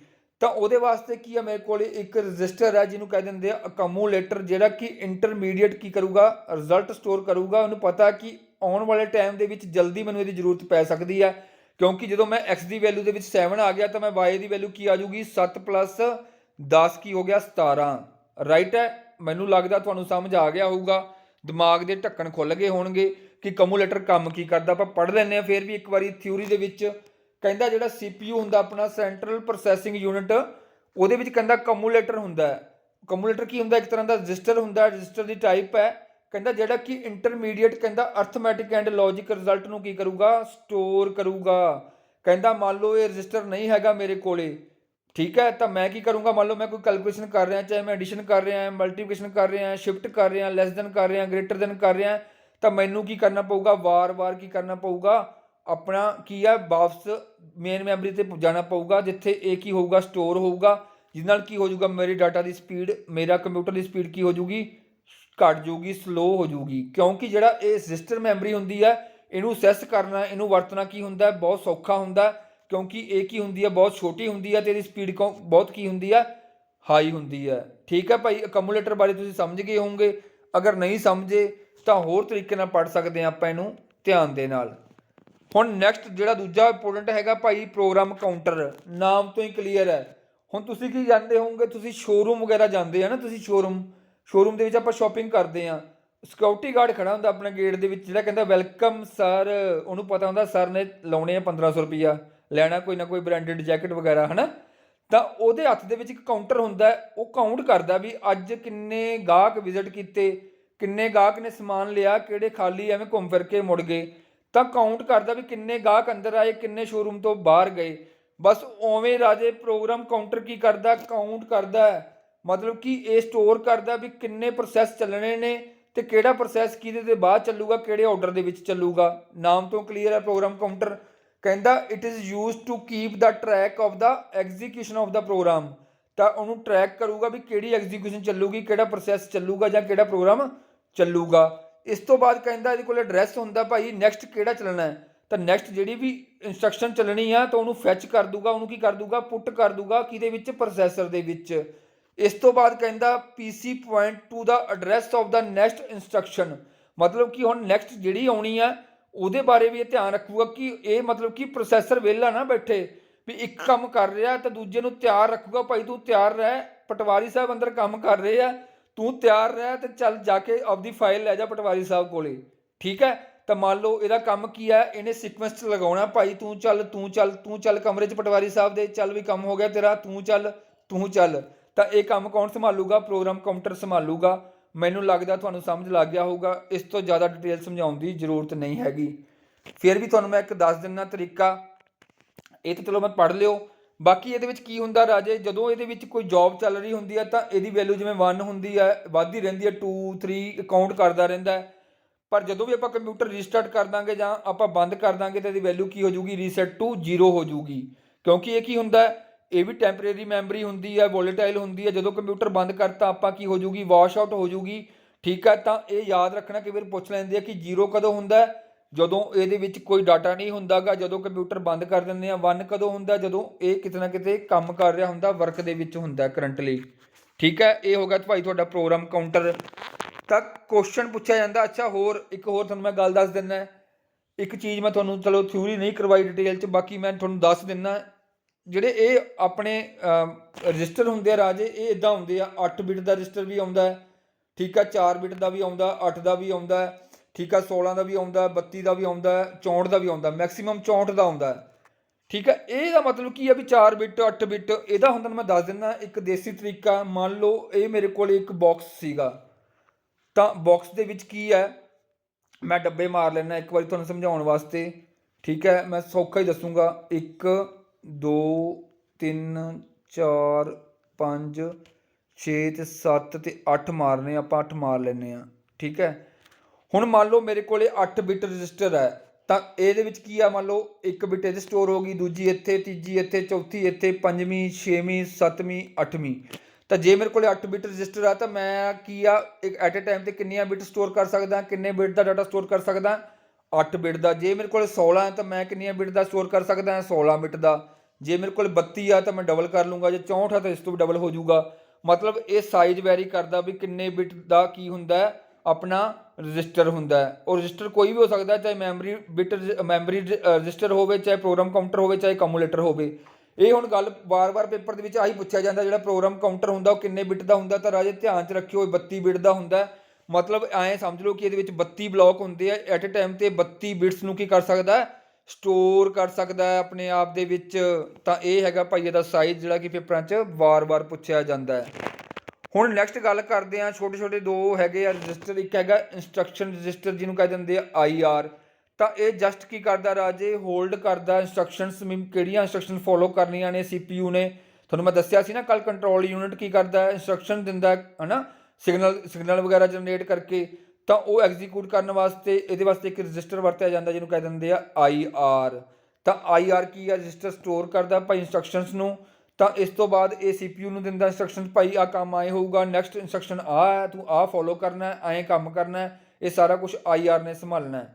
ਇਸ ਤੋਂ ਬਾਅਦ ਛੋਟੇ ਛੋਟੇ ਰਜਿਸਟਰ ਹੁੰਦੇ ਆ ਰਾਜੇ, ਜਿਹੜੇ ਕਿ ਜਨਰਲ ਪਰਪਸ ਵਾਸਤੇ ਵਰਤੇ ਜਾਂਦੇ ਆ। ਇਹਨਾਂ ਨੂੰ ਨੰਬਰ ਦਿੱਤਾ ਜਾਂਦਾ, ਜਿਵੇਂ R0, R1, R2, ਠੀਕ ਹੈ। ਇਹ ਨੰਬਰਿੰਗ ਕੀਤੀ ਜਾਂਦੀ ਹੈ ਤਾਂ ਜੋ ਇਹਨਾਂ ਨੂੰ ਡਿਫਰੀਸ਼ੀਏਟ ਕਰਨਾ ਸੌਖਾ ਹੋ ਜਾਵੇ, ਵੱਖਰਾ ਵੱਖਰਾ ਆਇਡੈਂਟੀਫਾਈ ਹੋ ਸਕਣ। ਇਹ ਜਨਰਲ ਪਰਪਸ ਰਜਿਸਟਰ ਹੁੰਦੇ ਨੇ, ਜਿਹੜੇ ਕਿ ਟੈਂਪਰੇਰੀ ਡਾਟਾ ਵੀ ਸਟੋਰ ਕਰ ਸਕਦੇ ਆ, ਕੁਝ ਹੋਰ ਚੀਜ਼ਾਂ ਵੀ ਔਨਗੋਇੰਗ ਜਿਹੜੇ ਆਪਰੇਸ਼ਨਸ ਹੁੰਦੇ ਆ ਉਹਦੇ ਬਾਰੇ ਵੀ ਇਨਫੋਰਮੇਸ਼ਨ ਸਟੋਰ ਕਰ ਸਕਦੇ ਆ ਆਪਦੇ ਆਪ ਦੇ ਵਿੱਚ। ਤਾਂ ਮੈਨੂੰ ਲੱਗਦਾ ਤੁਹਾਨੂੰ ਸਾਰਾ ਕੁਝ ਕਲੀਅਰ ਹੋ ਗਿਆ ਹੋਊਗਾ, ਰਜਿਸਟਰ ਵੀ ਤੇ ਕੈਸ਼ੇ ਮੈਮਰੀ ਵੀ। ਤੇ ਨੈਕਸਟ ਆਪਾਂ ਦੇਖਦੇ ਹਾਂ, ਤੁਹਾਡੇ ਵਾਸਤੇ ਮੈਂ ਟੇਬਲ ਜਨਰੇਟ ਕਰਤਾ। ਇਹ ਤੁਸੀਂ ਜ਼ਰੂਰ ਦੇਖਣਾ, ਇੱਕ ਵਾਰੀ ਇਹਨੂੰ ਪੜ੍ਹਨਾ ਹੈ। ਕਈ ਵਾਰ ਪਤਾ ਕੀ ਹੈ, ਪੇਪਰ ਦੇ ਵਿੱਚ ਨਾ ਫੁੱਲ ਫਾਰਮ ਹੀ ਪੁੱਛ ਲੈਂਦੇ ਆ, ਤੇ ਇਹ ਪੁੱਛ ਲੈਂਦੇ ਆ ਕਿ ਨੰਬਰ ਆਫ ਬਿਟਸ ਕਿੰਨੀਆਂ ਸਟੋਰ ਕਰਦਾ ਕਿਹੜਾ ਰਜਿਸਟਰ। ਵੈਸੇ ਤਾਂ ਪ੍ਰੋਗਰਾਮ ਕਾਊਂਟਰ ਬਾਰੇ ਪੁੱਛ ਲੈਂਦੇ ਆ ਜ਼ਿਆਦਾਤਰ, ਠੀਕ ਹੈ। ਤਾਂ ਆਹ ਬਸ ਇਹਨੂੰ ਭਾਵੇਂ ਤੁਸੀਂ ਇਗਨੋਰ ਕਰ ਦਿਓ, ਜ਼ਿਆਦਾ ਪੜ੍ਹਨ ਦੀ ਜ਼ਰੂਰਤ ਨਹੀਂ। ਜਿਹੜਾ ਸਾਈਜ਼ ਹੈ ਮੈਂ ਤੁਹਾਨੂੰ ਦੱਸਤਾ, ਬਸ ਤੁਸੀਂ ਰਜਿਸਟਰ ਦਾ ਨਾਮ ਤੇ ਫੰਕਸ਼ਨ ਕੀ ਹੁੰਦਾ। ਹੁਣ ਜਿਵੇਂ DR ਹੈ, DR ਰਜਿਸਟਰ ਦਾ ਨਾਮ ਕੀ ਹੈ, ਡਾਟਾ ਰਜਿਸਟਰ, ਜਿਹੜਾ ਕੀ ਕਰਦਾ, ਹੋਲਡ ਕੀ ਕਰਦਾ, ਮੈਮਰੀ ਪ੍ਰਿੰਟ ਨੂੰ ਹੋਲਡ ਕਰਦਾ, ਮਤਲਬ ਕਿ ਜਿਹੜਾ ਡਾਟਾ ਸਟੋਰ ਕਰੂਗਾ, ਠੀਕ ਹੈ। AR ਰਜਿਸਟਰ ਕੀ ਹੁੰਦਾ, ਐਡਰੈਸ ਰਜਿਸਟਰ, ਜਿਹੜਾ ਕਿ ਐਡਰੈਸ ਸਟੋਰ ਕਰੂਗਾ। AC ਕੀ ਹੁੰਦਾ, ਤੁਹਾਨੂੰ ਦੱਸਿਆ ਮੈਂ, AC ਫੁੱਲ ਫਾਰਮ ਕੀ ਹੈ, ਅਕਮੂਲੇਟਰ, ਜਿਹਨੂੰ ਆਪਾਂ ਪ੍ਰੋਸੈਸਰ ਰਜਿਸਟਰ ਵੀ ਬੋਲ ਦਿੰਦੇ ਆ। IR ਕੀ ਹੈ, ਇੰਸਟਰਕਸ਼ਨ ਰਜਿਸਟਰ ਹੈ, ਜਿਹੜਾ ਕਿ ਇੰਸਟਰਕਸ਼ਨ ਨੂੰ ਹੋਲਡ ਕਰਦਾ ਹੈ। PC ਕੀ ਹੈ, ਤੁਹਾਡਾ ਪ੍ਰੋਗਰਾਮ ਕਾਊਂਟਰ, ਜਿਹੜਾ ਕਿ ਹੋਲਡ ਕਰੂਗਾ ਵੀ ਨੈਕਸਟ ਇੰਸਟਰਕਸ਼ਨ ਕਿਹੜੀ ਆਊਗੀ, ਇਸ ਤੋਂ ਨੈਕਸਟ ਕਿਹੜੀ ਆਊਗੀ। TR ਕਿਹੜਾ, ਟੈਂਪਰੇਰੀ ਰਜਿਸਟਰ, ਜਿਹੜਾ ਕਿ ਟੈਂਪਰੇਰੀ ਡਾਟਾ ਸਟੋਰ ਕਰੂਗਾ। INPR ਕਿਹੜਾ ਹੁੰਦਾ, ਇਨਪੁਟ ਰਜਿਸਟਰ। ਮੰਨ ਲਓ ਜਦੋਂ ਆਪਾਂ ਕੋਈ ਮੰਨ ਲਓ ਕੀ ਦਬਾਤੀ ਆਪਣੇ ਕੀਬੋਰਡ ਤੋਂ, ਮੰਨ ਲਓ ਤੁਸੀਂ ਆਪਣਾ ਨਾਮ ਲਿਖਣਾ ਹੈ ਜਾਂ ਪਟਵਾਰੀ ਲਿਖਣਾ, P ਦਬਾਤਾ ਤਾਂ P ਨੂੰ ਕੀ ਕਰੂਗਾ, ਸਟੋਰ ਕਰ ਲੂਗਾ। ਤਾਂ ਆਊਟਪੁੱਟ ਮੰਨ ਲਓ ਕਿ ਜਿਹੜਾ P ਲਿਖਿਆ ਉਹ ਡਿਸਪਲੇ ਵੀ ਹੋਊਗਾ, ਤਾਂ ਉਹਦੇ ਵਾਸਤੇ ਵੀ ਰਜਿਸਟਰ ਹੁੰਦਾ ਆਊਟਪੁੱਟ ਰਜਿਸਟਰ। ਇਹ ਸਾਰੇ ਰਜਿਸਟਰ ਨੇ, ਤੁਹਾਨੂੰ ਮੈਂ ਸਮਝਾਤੇ ਆ, ਇਸ ਤੋਂ ਬਾਹਰ ਕੁਝ ਵੀ ਨਹੀਂ ਪੁੱਛਿਆ ਜਾਊਗਾ। ਹੁਣ ਆਪਾਂ ਗੱਲ ਕਰਦੇ ਹਾਂ ਲਾਸਟ ਦੇ ਵਿੱਚ, ਕਹਿੰਦਾ ਦਾ ਲੈਂਥ ਆਫ ਦਾ ਰਜਿਸਟਰ। ਤਾਂ ਰਜਿਸਟਰ ਦੀ ਲੈਂਥ ਕਿਹਦੇ ਵਿੱਚ ਮੈਜ਼ਰ ਕੀਤੀ ਜਾਂਦੀ, ਤੁਹਾਨੂੰ ਮੈਂ ਦੱਸਿਆ ਜਿਹੜੇ ਰਜਿਸਟਰ ਹੁੰਦੇ ਆ ਉਹ ਇੱਕ ਤੋਂ ਵੱਧ ਬਿਟ ਸਟੋਰ ਕਰਦੇ ਆ। ਤੇ ਜਦੋਂ ਕੋਈ ਇੱਕ ਤੋਂ ਵੱਧ ਜਦੋਂ ਬਿਟ ਸਟੋਰ ਹੋਊਗੀ ਤਾਂ ਰਾਜੇ ਉਹ ਕਿਹਦੇ ਵਿੱਚ ਹੋਊਗੀ, ਯੂਨਿਟ ਦੇ ਵਿੱਚ ਹੋਊਗੀ, ਹਨਾ। ਤਾਂ ਉਹਨੂੰ ਆਪਾਂ ਕੀ ਕਹਿ ਦਿੰਦੇ ਆ, ਵਰਡ ਕਹਿ ਦਿੰਦੇ ਆ। ਤਾਂ ਵਰਡ ਸਾਈਜ਼ ਇਹਦੇ ਵਰਤਿਆ ਜਾਂਦਾ ਕਿਹਦੇ ਵਾਸਤੇ, ਲੈਂਥ ਦੱਸਣ ਵਾਸਤੇ ਰਜਿਸਟਰ ਦੀ, ਠੀਕ ਹੈ ਜੀ। ਮੈਨੂੰ ਲੱਗਦਾ ਤੁਹਾਨੂੰ ਸਾਰਾ ਕੁਝ ਕਲੀਅਰ ਹੋ ਗਿਆ ਹੋਊਗਾ। ਇਸ ਤੋਂ ਬਾਅਦ ਅਗਲਾ ਕੁਐਸਚਨ ਦੇਖਦੇ ਆ, ਕਹਿੰਦਾ which of the following is not visible register. ਹੁਣ ਕਈ ਵਾਰੀ ਕੀ ਹੁੰਦਾ, ਸਿਕਿਉਰਿਟੀ ਪਰਪਸ ਵਾਸਤੇ ਕਈ ਇਦਾਂ ਦੇ ਰਜਿਸਟਰ ਹੁੰਦੇ ਆ ਜਿਹਦੇ ਨਾਲ ਆਪਾਂ ਯੂਜ਼ਰ ਛੇੜਖਾਨੀ ਨਹੀਂ ਕਰ ਸਕਦੇ, ਜਿਹੜੇ ਕਿ ਆਪਣੇ ਵਾਸਤੇ ਵਿਜ਼ੀਬਲ ਨਹੀਂ ਹੁੰਦੇ। ਤਾਂ ਕਿਹੜਾ ਰਜਿਸਟਰ ਵਿਜ਼ੀਬਲ ਨਹੀਂ ਹੁੰਦਾ ਰਾਜੇ, ਜਿਹੜਾ MAR ਰਜਿਸਟਰ ਹੁੰਦਾ, ਉਹ ਯੂਜ਼ਰ ਨੂੰ ਵਿਜ਼ੀਬਲ ਨਹੀਂ ਹੁੰਦਾ, ਜਿਹਦੇ ਵਿੱਚ ਕੀ ਹੁੰਦੇ ਨੇ, ਮੈਮਰੀ ਐਡਰੈਸ ਹੁੰਦੇ ਨੇ, ਠੀਕ ਹੈ। ਹੁਣ ਆਪਾਂ ਕੀ ਕਰਦੇ ਆ, ਆਪਣੇ ਕੋਲੇ ਹਾਰਡ ਡਿਸਕ ਹੈ ਜਾਂ ਤੁਹਾਡੇ ਕੋਲੇ ਕੀ ਹੈ, ਮੋਬਾਈਲ ਹੈ, ਉਹਦੇ ਵਿੱਚ ਤੁਹਾਡੀਆਂ ਫੋਟੋਆਂ ਸਟੋਰ ਨੇ। ਤੁਹਾਨੂੰ ਇਹ ਪਤਾ ਵੀ ਗੈਲਰੀ ਦੇ ਵਿੱਚ ਕਿਹੜੇ ਫੋਲਡਰ 'ਚ ਪਈਆਂ ਨੇ, ਪਰ ਇਹ ਤਾਂ ਨਹੀਂ ਪਤਾ ਕਿਹੜੇ ਮੈਮਰੀ ਲੋਕੇਸ਼ਨ 'ਤੇ ਪਈਆਂ ਨੇ। ਜਿਵੇਂ ਮੰਨ ਲਓ ਐਡਰੈਸ ਕੀ ਹੁੰਦੇ, ਜਿਵੇਂ ਮੰਨ ਲਓ 1005, 1008, 3002, ਕੁਛ ਵੀ ਇਦਾਂ ਦੇ ਐਡਰੈਸ ਯੂਜ਼ ਕਰਦਾ ਕੰਪਿਊਟਰ ਜਾਂ ਮੋਬਾਈਲ। ਤੁਹਾਨੂੰ ਇਹ ਤਾਂ ਨਹੀਂ ਪਤਾ ਵੀ ਤੁਸੀਂ ਫੋਟੋ ਕੱਢਣੀ ਹੈ, ਮੈਂ 3002 ਤੋਂ ਕੱਢਣੀ ਹੈ, ਨਹੀਂ, ਤੁਸੀਂ ਕਹੋਗੇ ਭਾਈ ਮੈਂ ਇਸ ਫੋਲਡਰ 'ਚ ਜਾਣਾ ਕੈਮਰੇ ਵਾਲੇ 'ਚ, ਉੱਥੇ ਮੇਰੀ ਫੋਟੋ ਪਈ ਹੈ। ਤਾਂ ਇਹ ਤੁਹਾਡੇ ਵਾਸਤੇ ਵਿਜ਼ੀਬਲ ਨਹੀਂ ਹੁੰਦਾ, ਕਿਉਂਕਿ ਸਿਕਿਉਰਿਟੀ ਪਰਪਸ ਵਾਸਤੇ ਇਹਨੂੰ ਕੀ ਕੀਤਾ ਜਾਂਦਾ, ਇਨਵਿਜ਼ੀਬਲ ਕੀਤਾ ਜਾਂਦਾ ਯੂਜ਼ਰ ਵਾਸਤੇ। ਤਾਂ ਨਾਮ ਯਾਦ ਰੱਖ ਲਿਓ ਕਿਹੜਾ ਹੈ, MAR ਰਜਿਸਟਰ ਹੈ, ਜਿਹਨੂੰ ਕਹਿ ਦਿੰਦੇ ਆ ਮੈਮਰੀ ਐਡਰੈਸ ਰਜਿਸਟਰ। ਤੇ ਅਗਲੇ ਮੈਂ ਤੁਹਾਨੂੰ ਕੁਐਸਚਨ ਸਕਰੀਨਸ਼ਾਟ ਪਾਏ ਆ, ਜਿਹੜੇ ਕਿ ਪੰਜਾਬ ਦੇ ਪੇਪਰਾਂ 'ਚ ਰਿਪੀਟ ਹੋਏ ਵੇ ਆ। ਕਹਿੰਦਾ register which is used to store the value of arithmetic and logical operation. ਤੁਹਾਨੂੰ ਮੈਂ ਦੱਸਿਆ ਹੀ ਹੈ ਵੀ ALU ਦੇ ਜਿਹੜਾ ਕਿ ਇੰਟਰਮੀਡੀਏਟ ਰਿਜ਼ਲਟ ਨੂੰ ਕੌਣ ਸਟੋਰ ਕਰੂਗਾ, ਤੁਹਾਨੂੰ ਮੈਂ ਦੱਸ ਕੇ ਹਟਿਆ, ਕਮੂਲੇਟਰ ਕਰੂਗਾ। ਕਮੂਲੇਟਰ ਕੀ ਕਰਦਾ, ਇੰਟਰਮੀਡੀਏਟ ਰਿਜ਼ਲਟ ਨੂੰ ਸਟੋਰ ਕਰਦਾ। ਤੁਸੀਂ ਐਗਜ਼ਾਮਪਲ ਯਾਦ ਰੱਖ ਲਿਓ XY ਵਾਲੀ, ਜਿਹੜੀ ਮੈਂ ਤੁਹਾਨੂੰ ਹੁਣੇ ਕਰਵਾ ਕੇ ਹਟਿਆ, ਕਿਉਂਕਿ ਐਗਜ਼ਾਮਪਲਾਂ ਯਾਦ ਰਹਿ ਜਾਂਦੀਆਂ ਨੇ ਪੇਪਰ ਦੇ ਵਿੱਚ। ਇਸ ਤੋਂ ਬਾਅਦ ਕਹਿੰਦਾ ਬਈ ਸੀਕੁਐਂਸ ਕੰਟਰੋਲ ਰਜਿਸਟਰ। ਤੁਹਾਨੂੰ ਮੈਂ ਦੱਸਿਆ ਕਿ ਸੀਕੁਐਂਸ ਨੂੰ ਕੌਣ ਕੰਟਰੋਲ ਕਰੂਗਾ, ਪ੍ਰੋਗਰਾਮ ਕਾਊਂਟਰ, ਕਿਉਂਕਿ ਇਹ ਕਾਊਂਟ ਕਰੂਗਾ ਵੀ ਕਿਹੜੀ, ਮਤਲਬ ਤੁਸੀਂ ਐਗਜ਼ਾਮਪਲ ਯਾਦ ਰੱਖ ਲਿਓ ਬੈਂਕ ਵਾਲੀ, ਵੀ ਇਹਨਾਂ ਨੇ ਕੈਸ਼ ਜਮ੍ਹਾਂ ਕਰਾਉਣਾ ਤਾਂ ਨੈਕਸਟ ਮੂਵ ਕਰਨਗੇ ਤਾਂ ਕਾਊਂਟਰ ਹੀ ਦੱਸੂਗਾ ਵੀ ਕਿਹੜੀ ਨੈਕਸਟ ਇੰਸਟਰਕਸ਼ਨ ਐਗਜ਼ੀਕਿਊਟ ਹੋਊਗੀ, ਉਸ ਤੋਂ ਨੈਕਸਟ ਕਿਹੜੀ ਹੋਊਗੀ, ਉਸ ਤੋਂ ਨੈਕਸਟ ਕਿਹੜੀ ਹੋਊਗੀ। ਤਾਂ ਇਹਨੂੰ ਆਪਾਂ ਕੀ ਕਹਿ ਦਾਂਗੇ, ਸੀਕੁਐਂਸ ਕੰਟਰੋਲ ਰਜਿਸਟਰ ਵੀ ਕਹਿ ਦਿੰਦੇ ਆ ਕਿਹਨੂੰ, ਪ੍ਰੋਗਰਾਮ ਕਾਊਂਟਰ ਨੂੰ। ਨੈਕਸਟ ਦੇਖਦੇ ਆ, ਕਹਿੰਦਾ which of the following hold the information before going to the decoder. Decoder ਦਾ ਮਤਲਬ ਕਿ ਕਿਹੜਾ, ਮਤਲਬ ਕਿ ਵਰਤਣ ਤੋਂ ਪਹਿਲਾਂ ਜਿਹੜੀ ਡਾਟਾ ਵਗੈਰਾ ਇਨਫੋਰਮੇਸ਼ਨ ਵਗੈਰਾ ਕਿੱਥੇ ਸਟੋਰ ਹੁੰਦੀ ਹੈ, ਕਿਹੜੇ ਰਜਿਸਟਰ ਸਟੋਰ ਹੁੰਦੀ ਹੈ, ਤਾਂ ਨਾਮ ਤੋਂ ਹੀ ਕਲੀਅਰ ਹੈ ਕਿ ਇਹ 'ਚ ਸਟੋਰ ਹੋਊਗੀ, ਡਾਟਾ ਰਜਿਸਟਰ ਦੇ ਵਿੱਚ ਸਟੋਰ ਹੋਊਗੀ। ਤਾਂ ਤੁਹਾਨੂੰ ਮੈਂ ਦੱਸਿਆ ਕਿ ਅਲੱਗ-ਅਲੱਗ ਪਰਪਸ ਵਾਸਤੇ ਅਲੱਗ-ਅਲੱਗ ਰਜਿਸਟਰ ਹੁੰਦੇ ਆ, ਕਈ ਮੈਮਰੀ ਐਡਰੈਸ ਰਜਿਸਟਰ ਹੁੰਦੇ ਆ, ਕਈ ਪ੍ਰੋਗਰਾਮ ਕਾਊਂਟਰ ਹੁੰਦੇ ਆ, ਕਈ ਕਮੂਲੇਟਰ ਹੁੰਦੇ ਆ, ਕਈ ਡਾਟਾ ਰਜਿਸਟਰ ਹੁੰਦੇ ਆ, ਕਈ ਸਪੈਸ਼ਲ ਪਰਪਸ ਰਜਿਸਟਰ ਹੁੰਦੇ ਆ। ਸਾਰੇ ਰਜਿਸਟਰ ਆਪਾਂ ਕਵਰ ਕਰ ਲਏ ਆ। ਬਸ ਇੱਕ ਮੈਂ ਕੁਐਸਚਨ ਪਾਉਣਾ ਭੁੱਲ ਗਿਆ, ਬਾਕੀ ਤੁਹਾਨੂੰ ਮੈਂ ਦੱਸ ਦਿੰਦਾ ਵਰਬਲੀ ਕਿ ਆਹ ਕੁਐਸਚਨ ਸਭ ਤੋਂ ਮਹੱਤਵਪੂਰਨ ਹੈ ਪਟਵਾਰੀ ਐਗਜ਼ਾਮ ਦੇ ਵਾਸਤੇ, ਕਿ ਵਿਚ ਇਜ਼ ਦਾ ਫਾਸਟੈਸਟ ਮੈਮਰੀ। ਤਾਂ ਆਪਸ਼ਨਾਂ ਦੇ ਦਾਂਗਾ ਤੁਹਾਨੂੰ ਮੈਂ ਕਿ ਜਿਵੇਂ ਕੈਸ਼ੇ, ਸੈਕਿੰਡ ਹੈਗੀ ਆ ਰੈਮ, ਤੁਸੀਂ ਮੈਨੂੰ ਆਨਸਰ ਕਰਨਾ ਕਮੈਂਟ ਬਾਕਸ ਦੇ ਵਿੱਚ। ਰੈਮ ਤੀਜੀ ਹੋਗੀ ਤੁਹਾਡੀ ਹਾਰਡ ਡਿਸਕ, ਤੇ ਚੌਥੀ ਹੋਗੀ ਤੁਹਾਡੀ ਆਪਣੀ ਰਜਿਸਟਰ। ਤੁਸੀਂ ਦੱਸਣਾ ਵੀ ਇਹਨਾਂ ਦੇ ਵਿੱਚੋਂ ਸਭ ਤੋਂ ਫਾਸਟੈਸਟ ਮੈਮਰੀ ਕਿਹੜੀ ਹੈ, ਤਾਂ ਤੁਸੀਂ ਮੈਨੂੰ ਇਹਦਾ ਆਨਸਰ ਕਰ ਦਿਓ। ਆਈ ਹੋਪ ਤੁਹਾਨੂੰ ਸਾਰਾ ਕੁਝ ਸਮਝ ਆ ਗਿਆ ਹੋਊਗਾ, ਬਹੁਤ ਵਧੀਆ ਤਰੀਕੇ ਦੇ ਨਾਲ ਤੇ ਬਹੁਤ ਸੌਖਾ ਐਕਸਪਲੇਨ ਕੀਤਾ। ਤੇ ਇਹ ਪੇਪਰਾਂ ਦੇ ਵਿੱਚ ਤੁਸੀਂ ਗਲਤ ਨਹੀਂ ਕਰਕੇ ਆਉਣਾ, ਇਹ 101% ਲੈਵਲ ਵਾਲਾ ਟੌਪਿਕ ਸੀਗਾ। ਅੱਜ ਆਪਣਾ ਮੈਮਰੀ ਵਾਲਾ ਟੌਪਿਕ ਖਤਮ ਹੋ ਗਿਆ ਰਾਜੇ, ਇਸ ਤੋਂ ਬਾਅਦ ਕੋਈ ਵੀ ਮੈਮਰੀ ਦੇ ਬਾਰੇ ਨਹੀਂ ਪੁੱਛਿਆ ਜਾਣਾ ਆਪਾਂ, ਕਿਉਂਕਿ ਸਾਰਾ ਕੁਝ ਕਵਰ ਕਰ ਲਿਆ। ਰੈਮ ਦੀਆਂ ਟਾਈਪਸ, ਰੋਮ ਦੀਆਂ ਟਾਈਪਸ, ਇਸ ਤੋਂ ਬਾਅਦ ਆਪਾਂ ਹਾਰਡ ਡਿਸਕ, ਇਸ ਤੋਂ ਬਾਅਦ ਆਪਾਂ CD DVD ਦੀਆਂ ਟਾਈਪ ਪੜ੍ਹ ਲਈਆਂ, USB ਪੜ੍ਹ ਲਈ, USB ਦੇ ਪੋਰਟ ਪੜ੍ਹ ਲਏ, ਕੈਸ਼ੇ ਮੈਮਰੀ ਪੜ੍ਹ ਲਈ, ਠੀਕ ਹੈ, ਕੈਸ਼ੇ ਦੀ ਟਾਈਪ ਪੜ੍ਹ ਲਈ। ਉਸ ਤੋਂ ਬਾਅਦ ਆਪਾਂ ਰਜਿਸਟਰ ਪੜ੍ਹ ਲਏ, ਰਜਿਸਟਰਾਂ ਦੀ ਟਾਈਪ ਪੜ੍ਹ ਲਈਆਂ। ਠੀਕ ਹੈ ਜੀ, ਧੰਨਵਾਦ। ਮਿਲਦੇ ਹਾਂ ਇੱਕ ਨਵੀਂ ਵੀਡੀਓ ਦੇ ਨਾਲ, ਤਦ ਤੱਕ ਵਾਸਤੇ ਧੰਨਵਾਦ। ਤਿਆਰੀ ਕਰਦੇ ਰਹੋ, ਬਾਬਾ ਮਿਹਰ ਕਰੇ ਤੁਹਾਡੀ ਮਿਹਨਤ ਨੂੰ ਫਲ ਲੱਗਣ। ਸਰਬੱਤ ਦਾ ਭਲਾ। ਧੰਨਵਾਦ।